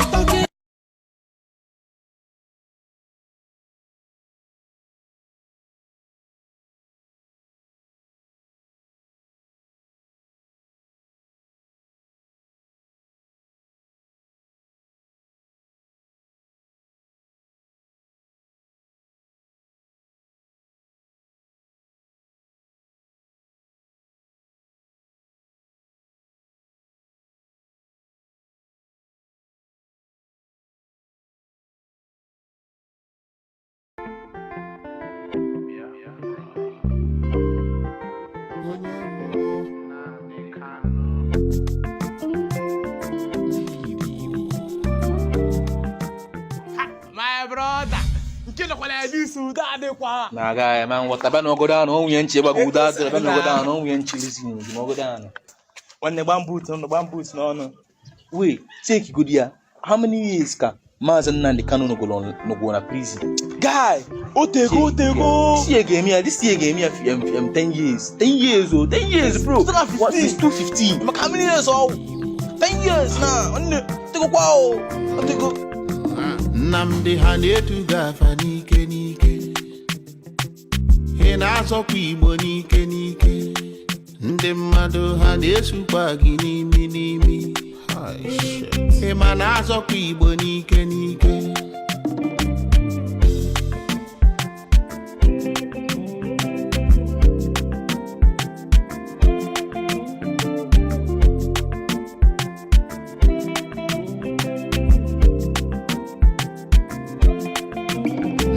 Ha na-azụkwa ahịa n'ike. Ha na-atụ ngwa ahịa n'ike. Social media ha na-erikwa ego n'ike. Ma nwanne ha nọ